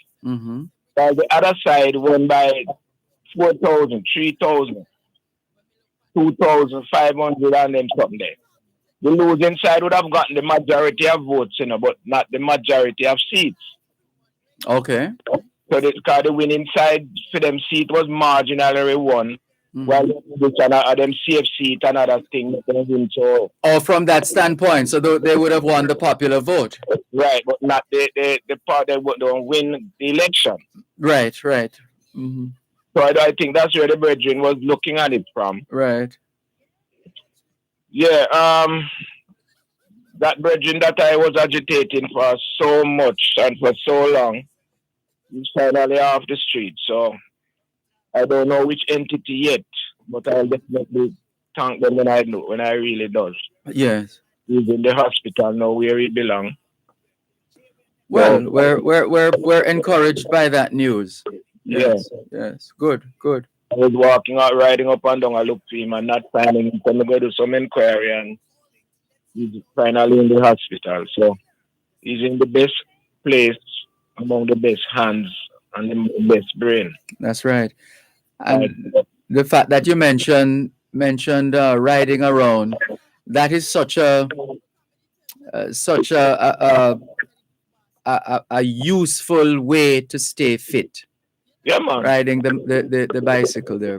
Yeah, man. Yeah. That's true. I have that bicycle from over 30 years. This especially one. I've never out of a bicycle for me could I afford one. And I ride go out Spanish Town, me ride from Maypen, go right down South Manchester, come back up Gate, come right round, ride down Milk River, Vernon Field, all them distance where help me so much. Yes. And the other point was, I mean, I go say again. Yeah, I got my new elector ID, and I plan to use it. You see, and they may get it, which posed some problem at the. I mean, get about $10. Now upon overseas transfer to MoneyGram. I have my 3 names on the card, and at the same thing, the sender send the $10 in. And when we go to them, the one that tell me, say, no, me if you go back go call this Madia England, tell him to get out my middle name out of the transfer before me can get them the $10. Me have to then send in my 3 names, Roy Rogers, which is my father's favorite cowboy, and he named me after it to my disgust. However, I have no choice, I have to use it. So my 3 name was there, and it was on the ID that I use. And why would I have to go and call back the person in England to say, say I have to go take out my middle name out of the transfer, causing a lot of problem? How can you explain that? I don't get it. They are saying the computer not accepting the information. Me have to take out. But isn't it that these days you give them a number? The transfer number there and the address and everything. Only the middle name she say have to come out. And it depend the transfer document and it depend the ID that me I use to say me. No, I didn't get the money. Yeah. Okay. One. So and they're saying remove the middle name? No, I did not do that. Me left them the sucker. Me I said me no see sense in that. So I went to another agent, another branch. And when me go there now, me did it and they still see them a wait. And I said, oh, what is me have to wait long? Tell me say, is the person you using MoneyGram? I said, no. And then did they then send me from that they went to go round another one. Round this to another different teller. And did they again tell they should say, the ID is the problem. Why it has to take so long? I don't know if the system that they use is not yet updated to accept the new ID or what. No, but everything that they need, information they need, should be on the ID card. Yeah, but if the machine that they're using don't record them, she said if it was the old card, I would have gotten it. That means it must be the machine that they're using not updated to accept the new card. Well, I don't see no other way to look at it. I don't know if anyone else have that problem, but well, you have put it out there. Let's listen out and look out for any response along those lines. I eventually got it, but she said, well, why it took so long and them in there, I don't know what they were doing, but them say it was because of the new card. If it was the old one, I would get it. Right. The same old card, I use it. This one now, about 3 weeks ago. And then I say it cannot be picked up from that location because they don't see anything in their system about that. And if anyone when me go now and them and couldn't get it, they are them me go get it. So I say I don't know. That's MoneyGram need to do something about them machine, man. They might have some outdated machine or something or computer where they need to update. Because of the name and the tracking number match and everything. Why the middle name, which is also on the transfer document and the ID? Why should I take that out when I know me 2 name the transfer document? Yes. We're up on another break, Rascava. One moment, please. Hand in hand, and hear them echo through the hills. Oh, peace throughout the land. At Wellington Dental, they offer cleaning, filling, whitening, and other services for the entire family. The time by Wellington Dental is 4 o'clock. Our family and friends are a big part of who we are. And when it comes to keeping you connected to them, Grace Kennedy Money Services Western Union makes it safer and easier. Now friends and family overseas can use the Western Union app or westernunion.com to send money directly to your bank account without leaving home. Receive a Western Union money transfer directly into your bank account with a direct-to-bank service. Register online at gkmsonline.com and share your banking details with your sender so you don't have to leave home to collect. Tune in every Thursday at 11:30 a.m. to midday for your Legal Corner with Dahlia Walker Huntington during Power Talk on Power 106 FM. You can call our numbers 876-922-4112-5. The text and WhatsApp line is 876-279-8598. You can also send an email at yourlegalcorner106@gmail.com. Join Your Legal Corner for all matters in relation to immigration to the United States. Here, Dahlia offer great legal advice on your immigration queries and concerns. Learn about the filing process, when to file, and how to prepare for the move. That's Your Legal Corner, 11:30 to midday every Thursday right here on Power 106 FM.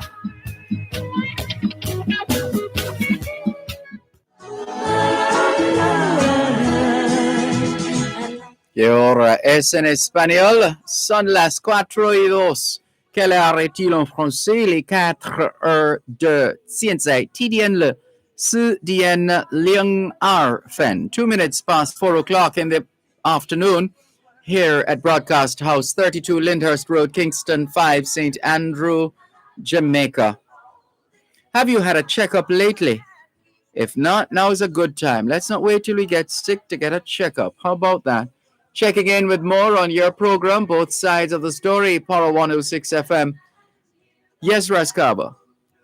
You know, chat, but not before I really said this. I weren't listening when you start. I don't know if you had mentioned the most important event that happened in Jamaica. Yes, I did. Haile Selassie. Jah Rastafari. Today is the 91st anniversary of His and Her Imperial Majesty coronation, where 72 nations came and bowed before him. Queen of England, they all came, they bowed, and then I said the Queen should not bow to no other one. But that day is the most important day in the history and our storybook. And to all races and African-minded persons who enjoy what is left of this day, who is here to Mobile, the Bingies in Pitford. And I did make the symbols, the 7 symbols that were given. Not all the 7. I make the lance, the scepter, the crown, the globe. I did not make the goal that was given, but I didn't make the robe either. But because the 7 symbols were given to him, I recreated them and have a reenactment of that coronation. Mm-hmm. And it was a very, very well done job, if I may say that. I believe when people say you can't praise yourself. I mean, if you're going to do it, we're going to do it. So, but if I tell you, I put my all in all. I go back to my gold medal days and say, yeah, this is the work you have to do to prove that who you're doing it for deserve it. And I did it very well. And this thanks, and it is there now. Year to year, they have a reenactment. I tell you, Asian cry, people come, they cry the way it was done. All just in their white, and the red carpet was played. And when the Abuna really reading the Psalms and interviewing His Majesty, he takes the vow and all of that. And so the solemnness of it, man, I tell you, Asian and ones cried. A busload of youth, 2 busload of youth from university at the West Indies were there and other schools. But it was a mammoth. What is the word they use? Not magnificent. Why not that word? It couldn't be magnanimous because that means something else. All right. Well, it was such. Well, you could say magnificent, of course. Right. Mm-hmm. Give thanks for today again, and ones and ones who could not make it to the Ivy, just hold a message in your own little space, and be blessed. All right, so this time. Thank you. Take care.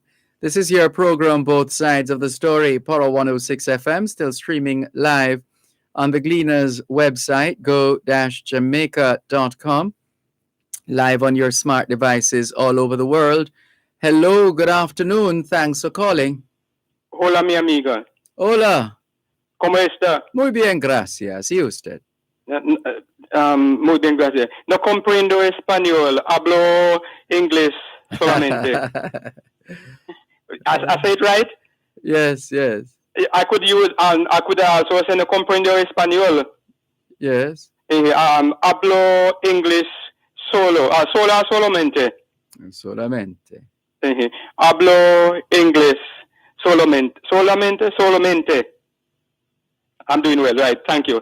I just catch the last part of the man was talking about voting and things like that. Yes. And I would add my bit.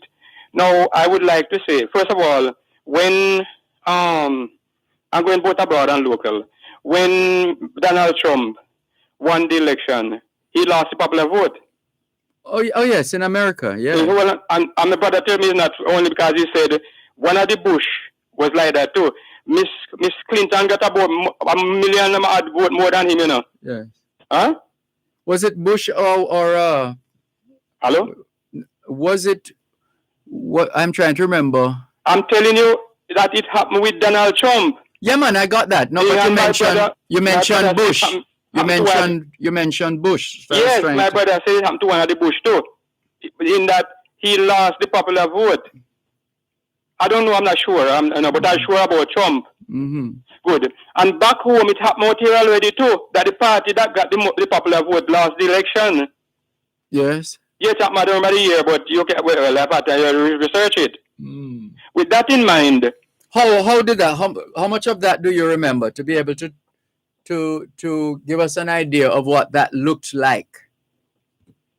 In terms of meaning? In terms of the outcome of that particular election, what that looked like. What? Well, it was like, like in Tivoli or the probably easier to do it with the PNP. The PNP had and probably still does had at that time more garrison than the JLP.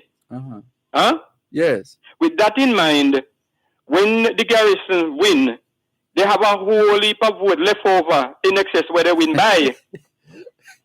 Yes. No, I'm listening. Is the way we put it. Yeah, but that's the reality. Yes. In other words, they won, and therefore, if they win a certain amount, it could cover other areas where they lost. You understand? All right, they don't. I'm going to research it and tell you which year it happened. Yes. Which election? Yes, if you find a lead for us, give us a lead and let's see if we can follow that trail. Yeah, but all I have to do is to find out the year, and then we take it from there. Take it from there, right? In fact, it should be. I think it's on the website anyway. It's on the EOJ's website. Yeah, it's not hard to find. Yeah. So with that in mind, in terms of counting votes and election, electors and winners, except in a constituency where they have a tie. If you don't have a tie in any of the constituencies, and all the seats have been decided. With that in mind, voters don't count. In other words, the amount of person who you win by, what you win by or lose by, that no count. Understand? Hold on, come again. Except in a constituency where you have a tie. Mm-hmm.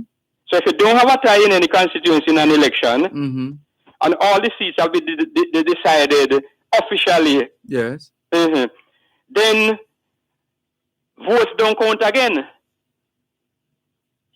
The total amount in the whole island. In other words, vote no matter what matters. Because of the first past the post. Yes. So what I'm saying is that no matter who get more vote at this time, or if the vote tie, that no count. Yes.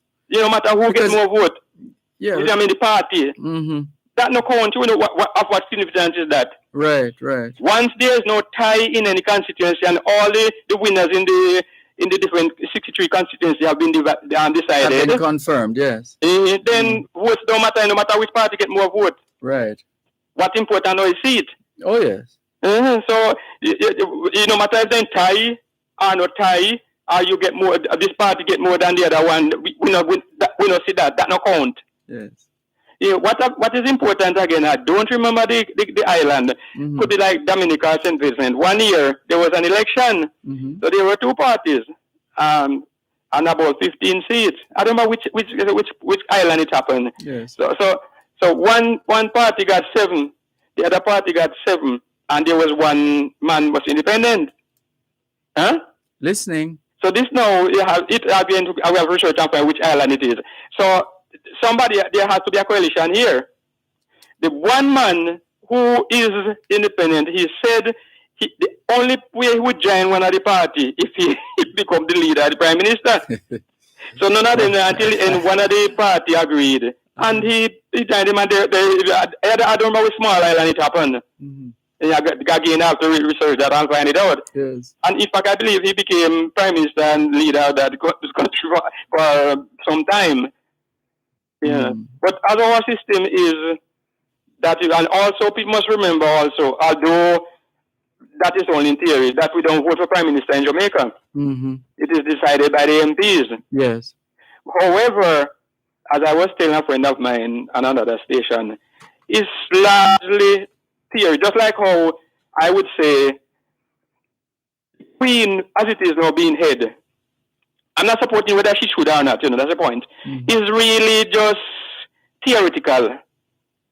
Because I don't think the Queen member know anything about Jamaica. And the Governor General, all he does is rubber stamp what has been passed through to Parliament. Yes.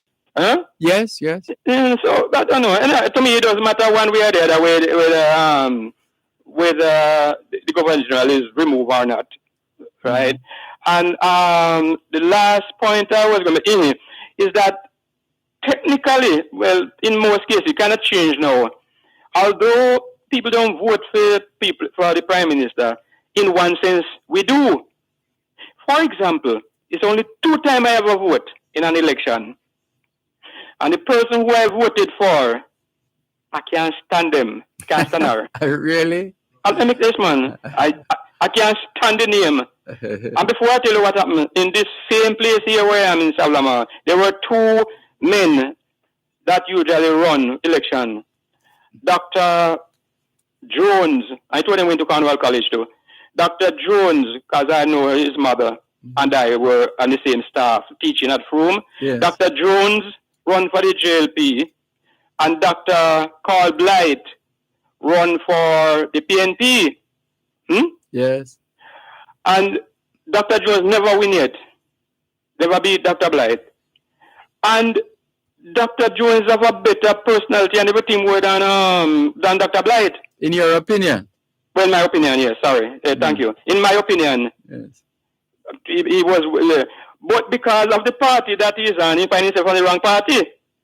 In whose opinion? My opinion. Oh. That brings me to the point now about the time I vote.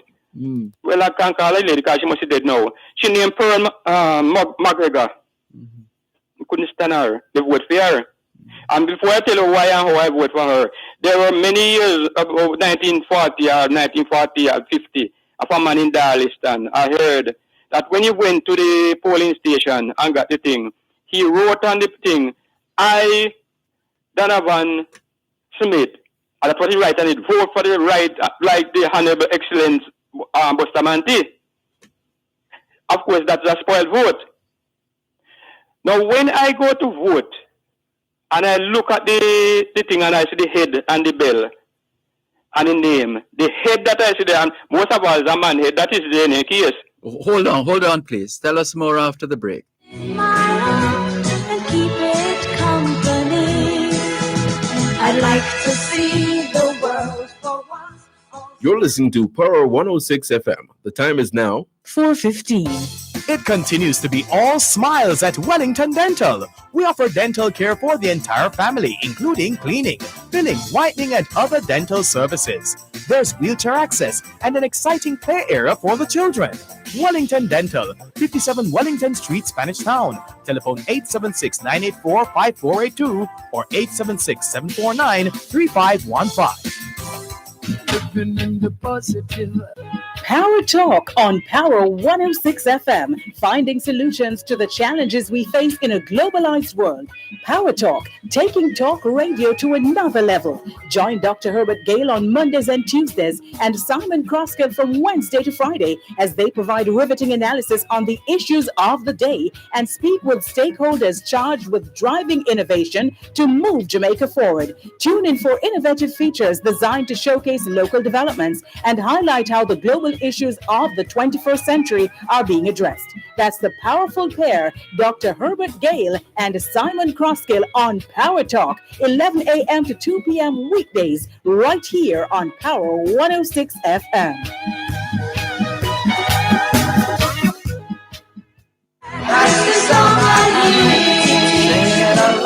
Que hora es en español? Son las 4:16. Quelle heure est-il en français? Les 4h16. Tiens, TDN le 16 minutes past 4 o'clock in the afternoon here at Broadcast House 32 Lyndhurst Road, Kingston 5, St. Andrew, Jamaica. Have you done your homework yet? If not, now is a good time. Good afternoon to all the schoolers listening to us, all the students from the early childhood level to the secondary level. Trust you had a productive day of learning today. Hope you also managed to get in some physical activity, just as important as mental activity. As we always say, young people, socialization makes you educable. Education makes you trainable. Training makes you employable. And the right attitude makes you successful. Homework time, young people. Thanks for holding. Yeah. Two things. You were at the bell and the head. That's where. Yeah, I was going to quote the time. Son las 4:16. Oh. And I was going to ask you a question, so you don't have to answer it in English. ¿Cuántos años tiene usted? But probably tell me it in Spanish because you don't want people to know. But everybody should know that by now. I've repeated that information on air before. Okay, all right. So back to what I'm saying. Yes. When I go to vote, and that name there, I don't like the woman, but I was one of those that was tricked by Michael Manley. Hold on there now. Careful now. Nobody can trick you without your permission. I didn't send in the trick with my permission. Oh. With my permission, of course. What was the trick? To say that he's going to make the country better and that So why wouldn't you believe that? I did believe it. Hello? So where did the trick come in now? The trick come in when he stood up in Parliament, for example, and said that certain people had some dynamite that was going to blow up Flap Bridge and some other tricks. So you have to ask Pernell Charles and Babsy Green to tell you. And that, as I found out afterward, it wasn't true. He stood up in Parliament and mentioned some terrible thing that some people are planning to do. They have dynamite, Mr. Speaker. They are going to blow up Flap Bridge and some other things. Oh. And some of it I was even call it trick, because I heard recently some people that talk about. So you were an adult at that time? Yes, okay. A big man. I mean, in my 20s. Oh. I'm 69 now. In a couple of years, I'll be 70. Anyhow, so what I'm saying now, when I go to the thing and see the thing, the head and the bell, I close my eye, close one eye, and imagine say I'm Michael Manley that. So I blot out Pearl McCoy and I vote for Michael Manley. Oh. You understand? Huh? That I'm understanding how you did it now. Yes. That's what, and I'm saying to you, I feel that there are many people like that, especially down in Westmoreland. I'm going to all the while. For example, I remember not this election, but a couple elections ago when Roger Clark died, and before too, when they were campaigning for the gentleman. None of the loudspeakers are nowhere that me hear the past year. Me no hear them call Vaz name. All me hear is full speed ahead, dear Pocha, full speed ahead, and my leader Banya, all the things. So what I'm trying to tell you is that when people go to vote, many people who vote for him don't know him, don't see him yet. They'll go on the, I don't even know his name, but they look for the head. Because you have voted for Porsche, you understand? And all the boom, boom, boom pass out a gate. A pure, my leader Banya, full speed ahead, dear Porsche. You know, here nobody say vote for Vaz. Oh, I see. Well, it's a political strategy, obviously. Well, If there you go. Yes, if it would suit you and your party and your numbers to promote, to highlight, to celebrate, to champion, to trumpet, pun intended, yes, a particular individual, whether it be the leader of the party, yes, or in the case where a potential candidate or a candidate, the candidate for a particular seat is vying for a particular seat, is more popular than the leader, then you would naturally trumpet that candidate as opposed to the leader. So it would have been a strategic move. Yeah, so down here, as far as me know, people are talking about saying vote for PNP. People, well, as far as me know, people down here vote for PNP, and some people. So what I'm saying is, indirectly, the leader have a lot. So say them vote for Porsche or them vote for Michael. And the people talk in the election and say, me now vote for Mr. Holness, at least down here in Savlamar. Although the one down here recently, but because there's a wind of change over the whole island. Right? Yes, what's the term? Oh gosh. There's an appropriate term for that with respect to what happened. Yeah. So that's where it is. And well, it's probably changing now, but in the 60s coming up, I think people mostly vote for the party, most time, and especially in the days of Michael Manley. I feel that many people voted for Michael Manley, the PNP, and not necessarily, as Bustamante told the people in Clarendon, they said, come down there and we vote for him. Huh? Yeah, well, it shouldn't be that way. It shouldn't be. We know that it shouldn't be. It shouldn't be. Our idea of how the system of governance and democracy should work, you get an opportunity at a particular time. Let's say an election is due. People position themselves as possible candidates going forward.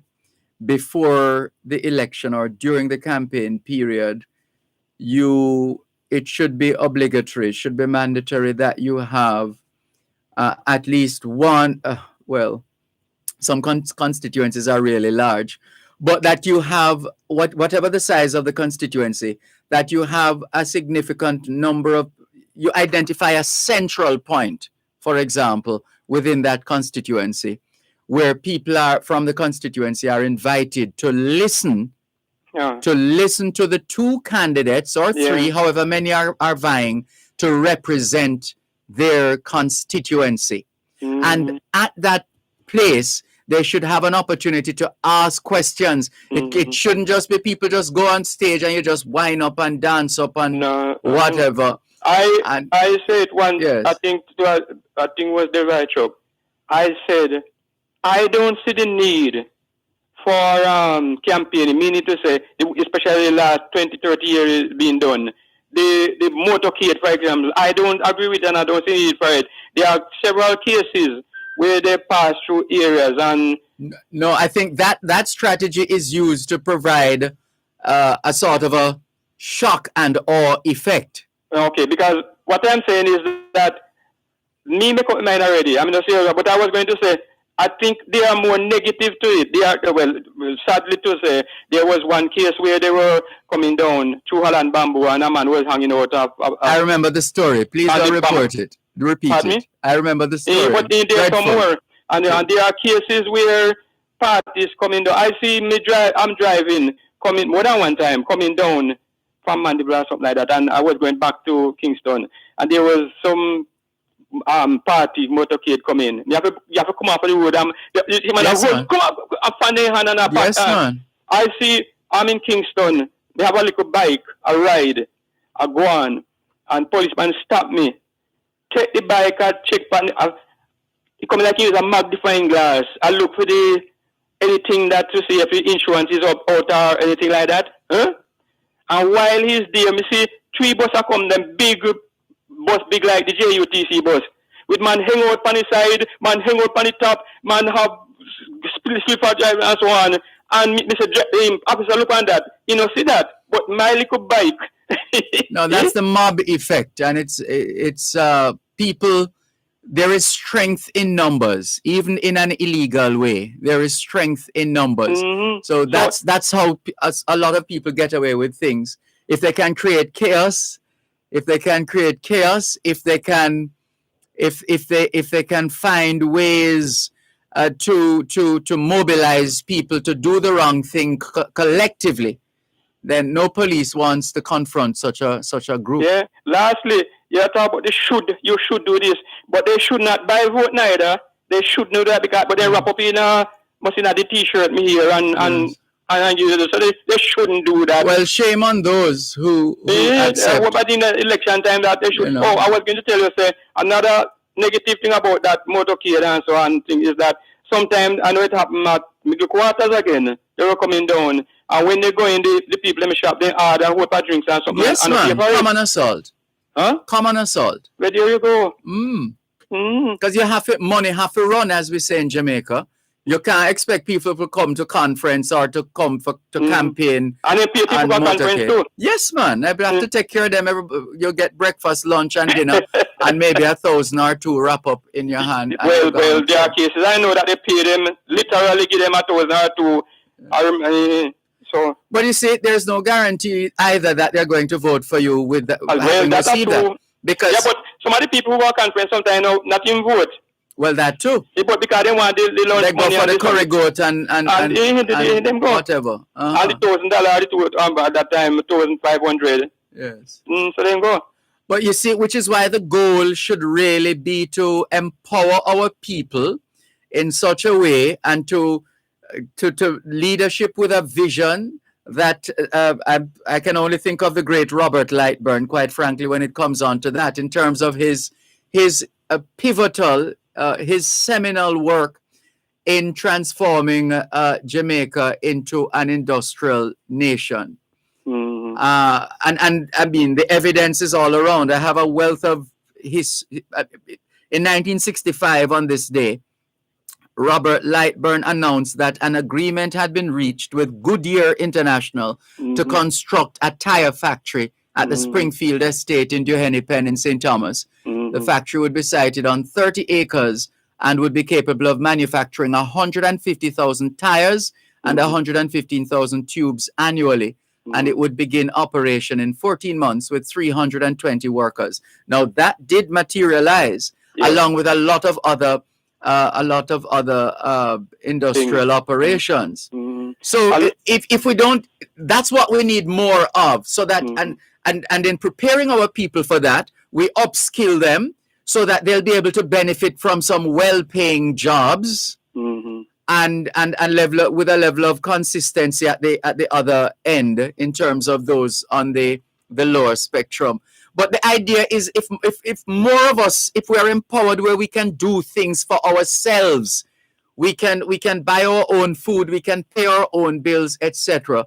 If we are able to nurture that kind of attitude, approach, and result here in Jamaica, our chances are our potential political leaders will then start fearing us, because we can do without them one way or another. Yeah. Last point before I go.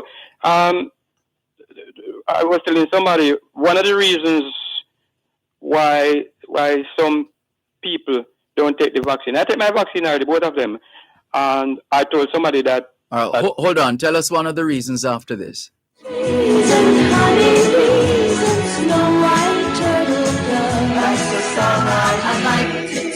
The world to sing in perfect harmony, and I'd like to hold. You're listening to Power 106 FM, The time is now 4:30. Did you know that the National Irrigation Commission Limited is the sole authority for irrigation systems in Jamaica?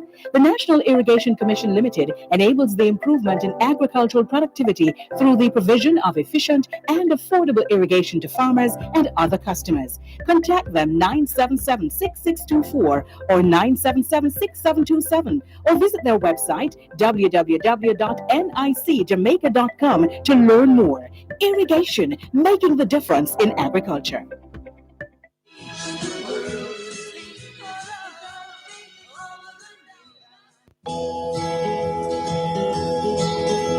I'd like to build the world a home and furnish it with love. Grow apple trees and honey bees and snow white turtle doves.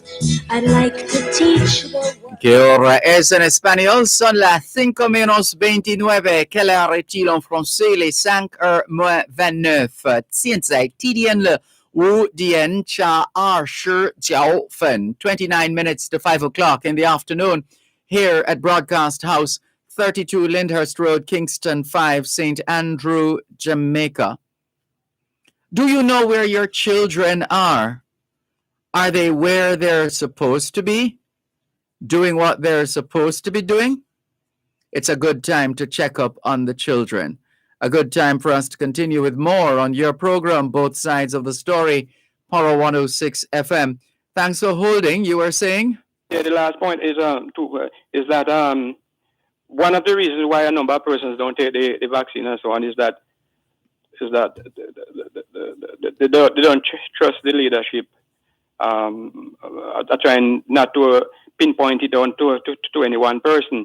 But over the years, our politicians have been so deceptive, dishonest, and make a lot of promises until lies, and they don't fulfill them. Things like Jamaica will be pothole free by 2003, and there was one said that they were going to take off the GCT of electricity. One say when them come to port, you can sleep with your door open and all those things, and others. So people don't trust politicians. So when Mr. Hall is going around and tell people to take it, then a number of persons don't trust him and don't believe him. As you would say, the case with Michael Manley is that I had the option and to go along with what he was saying, or not, because you're a big man.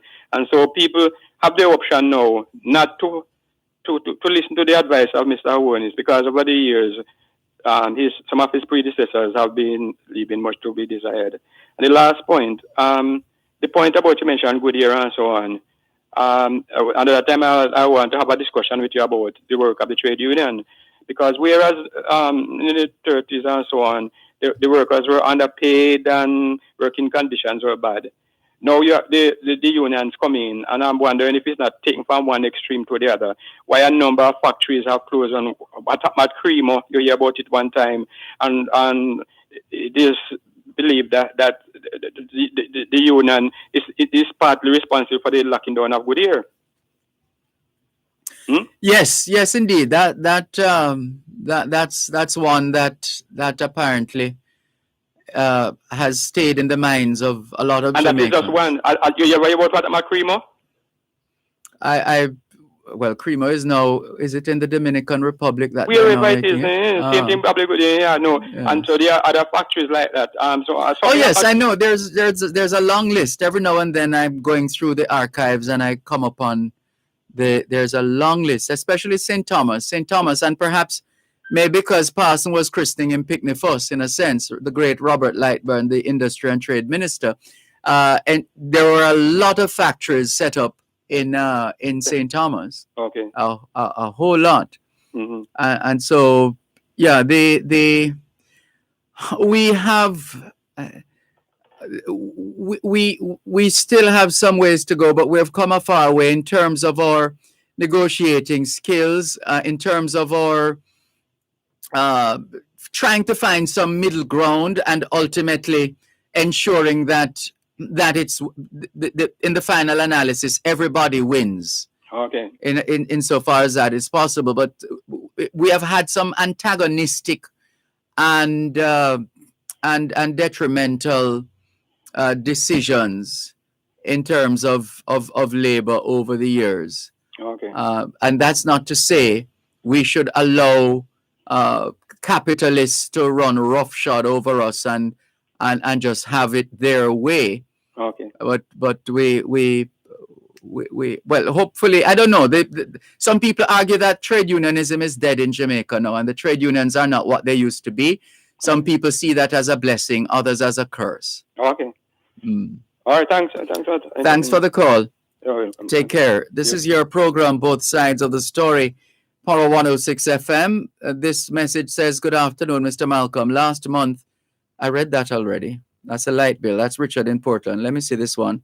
Mr. Malcolm, with our electoral system, if one party won the popular vote and the other won more seats, who will declare the winner of the election? And what if we have a tie in the popular vote? How would it work? Richard from Portland. Richard, those matters are all dealt with, actually. All the variables are taken into consideration in the representation of the people. I think it says peoples as opposed to people. Representation of the People's Act or something like that. Yeah. All of this, all of the permutations. And if there are new ones, then adjustments will need to be made to deal with, just as how an adjustment was made by adding an additional 3 constituencies to ensure that we had an odd number of seats as opposed to an even number, which we had before. Hello, good afternoon. Thanks for calling. Good afternoon, Mr. Malcolm. How are you? I am fine, thanks. Denise, it's been forever. We haven't heard this voice in a long time. So much so, King, that's the surname, Denise King. Good to hear from you. How are you? Well, I'm doing fine.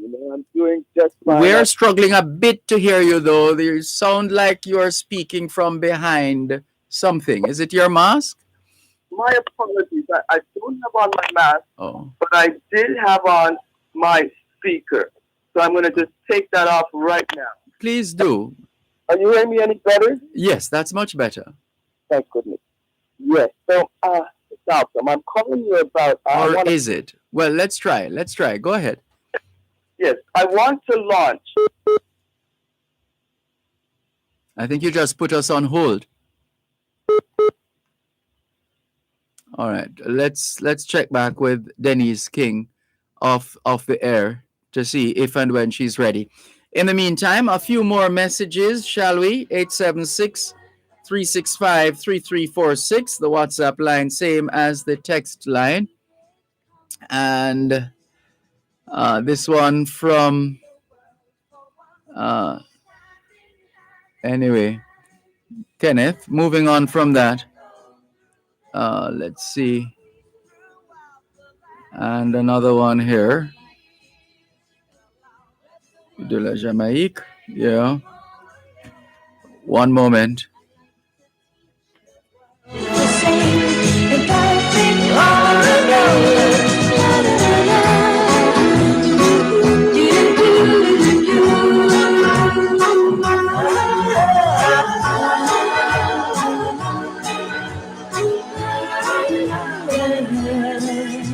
I'd like to build the world a home and furnish it with love.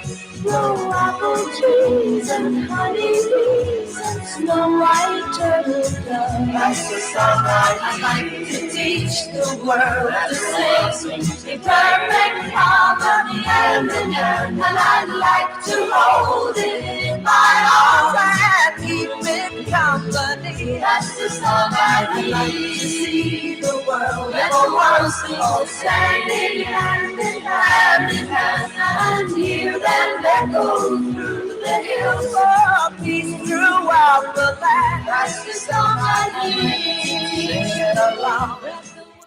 Thanks a lot for staying with us here on your program, Both Sides of the Story, Power 106 FM, still streaming live on the Gleaners website, go-jamaica.com, live on your smart devices all over the world, taking your calls on 876-922-4112-5.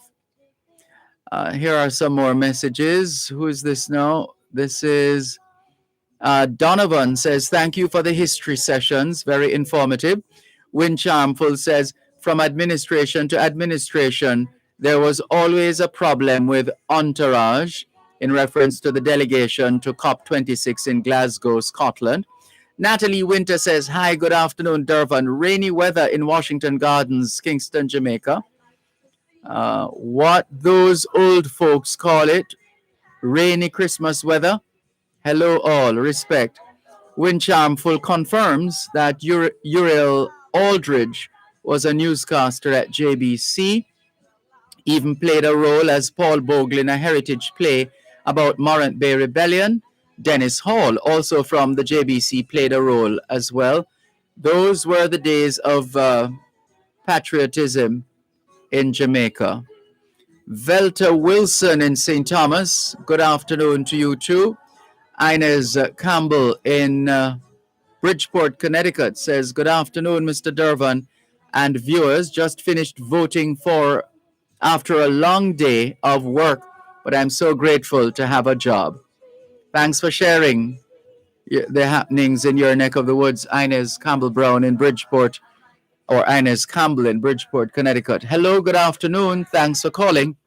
Good afternoon, Mr. Malcolm. There you are again, Denise King. Please go ahead. Yes. So, as I was saying, I want to launch a legal defense fund on behalf of the descendants of enslaved Jamaicans and enslaved Africans, with respect to, firstly, the bankers. It is my view. Why not get together with Sir Hilary Beckles and Professor Vereen Shepherd, since they are already part or seemingly leading the reparation fight? Well, because my particular problems, the bullying, the harassment, the abuse that I have experienced at the hands of Jamaican bankers, the government's bank, and a slew of other ones, indicates to me that this is a case where I need to go and get back my property. Get them off of my title with their fraudulent mortgages. But you need a lawyer. I'm sure we have had this conversation before, a few years ago, actually. Well, I have been to the General Legal Counsel, but I don't want to go into my case. This is the issue, right? This is it's not an issue about just me. Because in my opinion, we are being treated, we are being dealt with slave practices by banks. And the reason why I say we are subject to slave practices is because the slave trade never ended in the 19th century. They ended slavery, but there's a separate act that says the Slavery Act, right? Slave Trade Act, rather. You have Slavery Act and you have the Slave Trade Act. And when they abolished slavery, they got rid of the chains, but they never got rid of the economic bondage. And why do I say that? In 2015, the British government made its last payment of compensation to former slave owners, those who run things in Jamaica. They made their last payment on behalf of the loan that the British took out with Rothschild, the big banks back then, £25 million, in order to pay off the former slave owners when they were taking away their so-called property. But this is what I'm saying. Yours is a strong voice, and all that you're saying, I've heard Professor Sir Hilary Beckles and Professor Vereen Shepherd. There's a reparation committee or commission, and there's one for the entire region as well. You should be a part of that, based on your concern with all that has happened. But Dervan, this is a live case for, say, for example, Sir Beckles, Sir Hilary, and the great lady Ms. Shepherd. They deal with these aspects on reparations, the macro picture, right? I'm dealing it from the micro picture, the people who call up about the banks. In other words, you cannot ask them to do everything. There are times. Just a moment, please.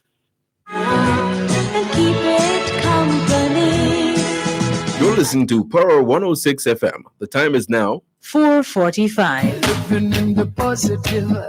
Tune in every Thursday at 11:30 a.m. to midday for your legal corner with Dahlia Walker Huntington during Power Talk on Power 106 FM. You can call our numbers 876-922-4112-5. The text and WhatsApp line is 876-279-8598. You can also send an email at yourlegalcorner106@gmail.com. Join Your Legal Corner for all matters in relation to immigration to the United States. Here Dahlia offer great legal advice on your immigration queries and concerns. Learn about the filing process, when to file, and how to prepare for the move. That's Your Legal Corner, 11:30 to midday every Thursday right here on Power 106 FM.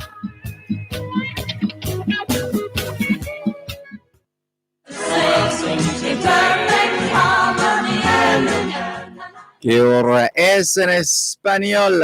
Son las 5 menos 14. Quelle heure est-il en français? Les 5 heures moins 14. 现在几点了？5点14分. 14 minutes to 5 o'clock in the afternoon here at Broadcast House, 32 Lyndhurst Road, Kingston 5, St. Andrew, Jamaica.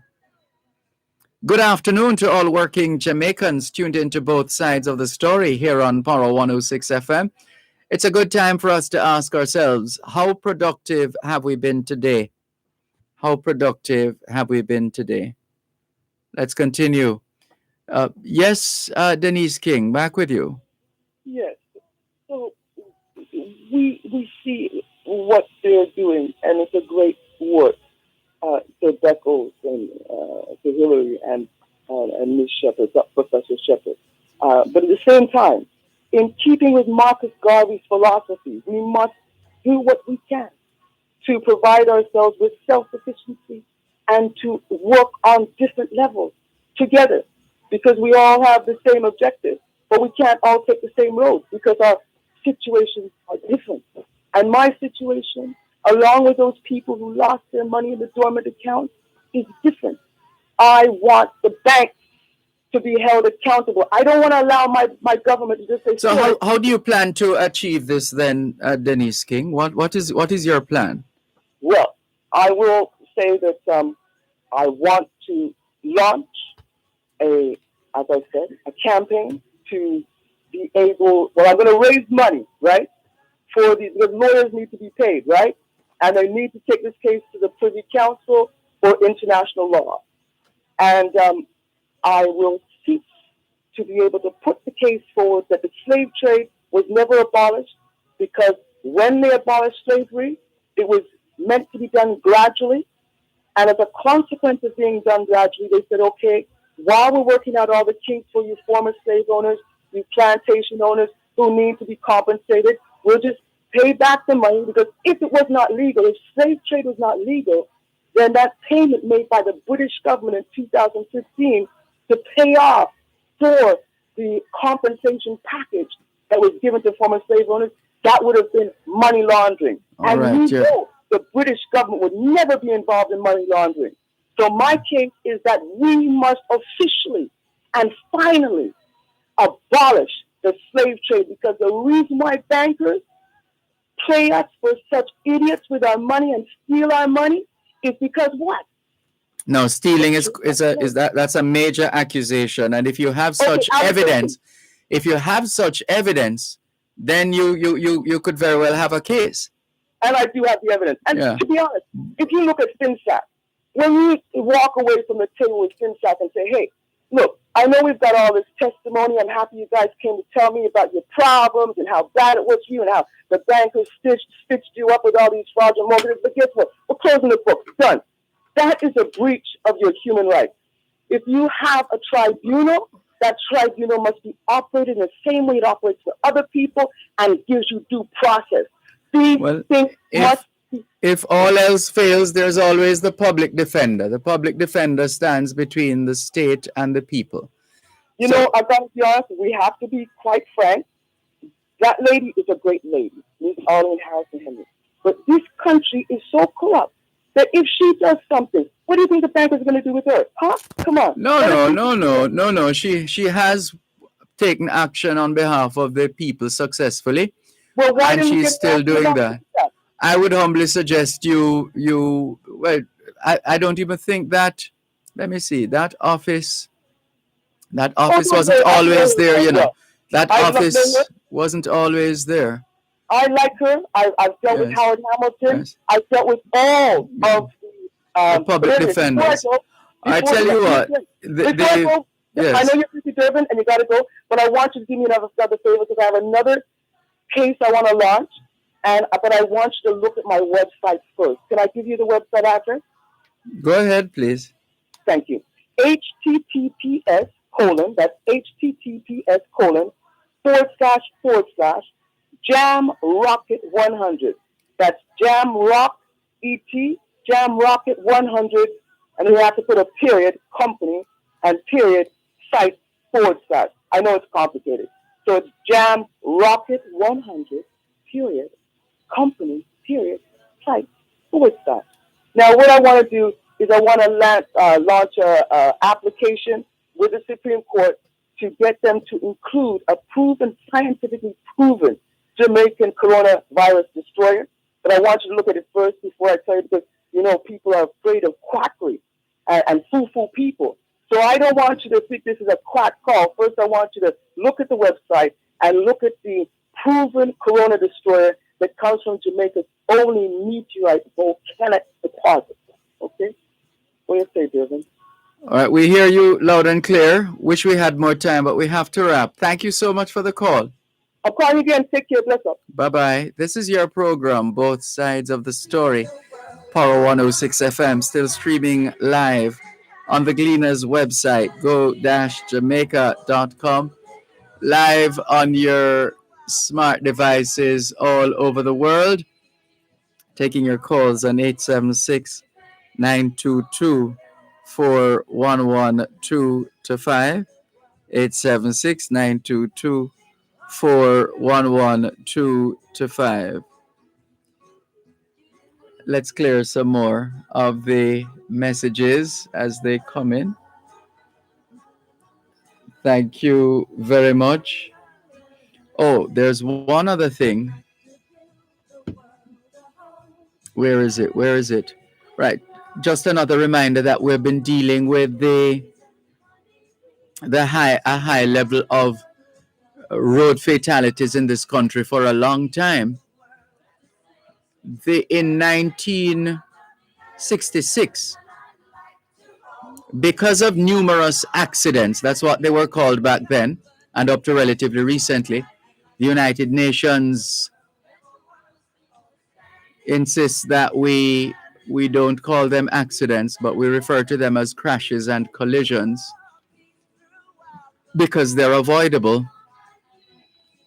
So anyway, 1966, since we're reading verbatim, 1966, because of numerous accidents involving the vehicles of the Kingston and St. Andrew Corporation and the high cost of repairs, the Finance Committee of the corporation approved the purchase of a psychophysical unit to test the reflexes of the drivers.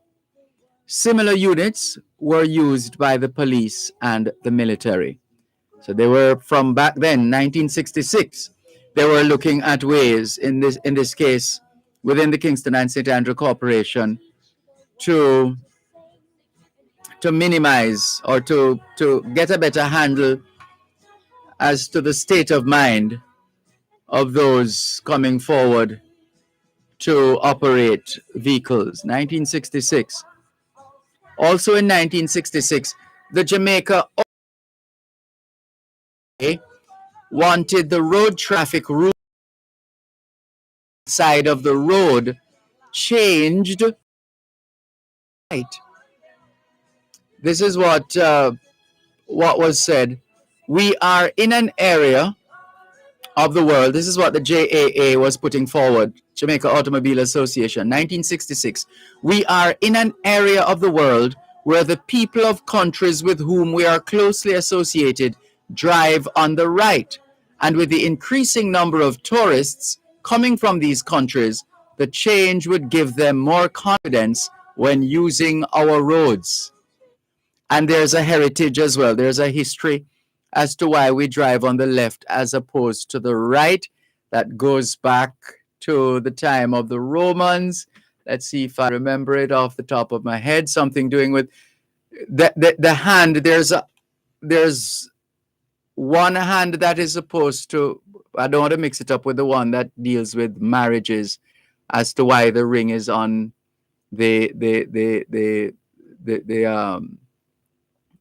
on the second to last finger on the left hand, going close to the little finger there. There's something to do with, in those days, that which side they carried their sword on, and that would also be the side. I've got to try and bring that, all things being well, tomorrow. But there is a history to it as to why we drive on the left versus the right in whichever country, and also why the wedding ring is on a particular finger on a particular hand. There's fascinating. Can we thank you once again for the privilege of serving you on yet another edition of your program, Both Sides of the Story, for today, Tuesday, the 2nd of November, 2021. The moving finger writes, and having writ moves on, nor all your piety nor wit shall lure it back to cancel half a line, nor all your tears wash out a word of it. All things being well, Both Sides of the Story returns tomorrow afternoon, 2 to 5. Till then, this is Dervan Malcolm reminding all of us that every day is an opportunity to do better than yesterday. Take care.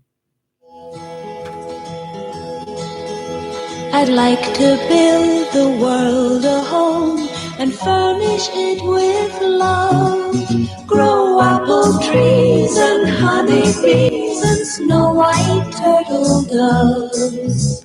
I'd like to teach the world to sing in perfect harmony. I'd like to hold it in my arms and keep it company. I'd like to see the world for once all standing hand in hand and hear them echo through the hills of peace throughout the land. That's the song I hear the loudest the world sing today all again. I'd like to teach the world to sing the perfect harmony.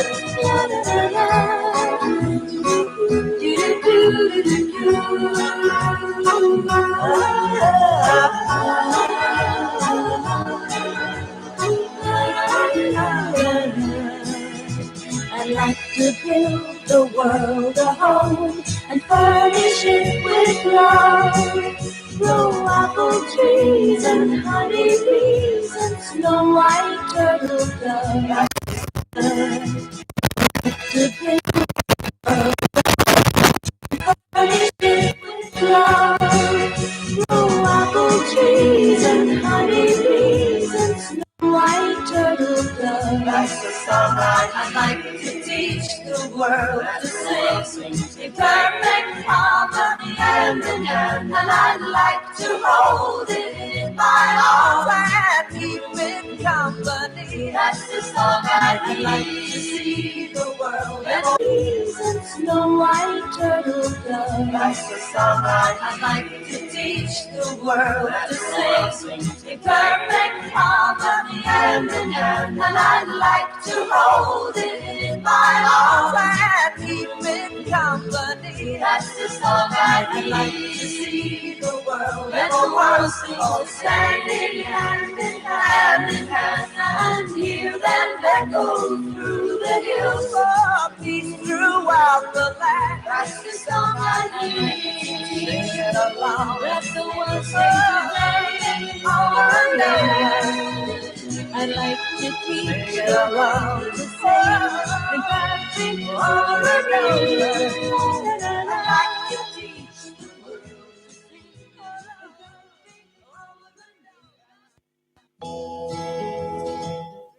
You're listening to Power 106 FM. The time is now 5 o'clock. News, comprehensive, powerful, and credible. Power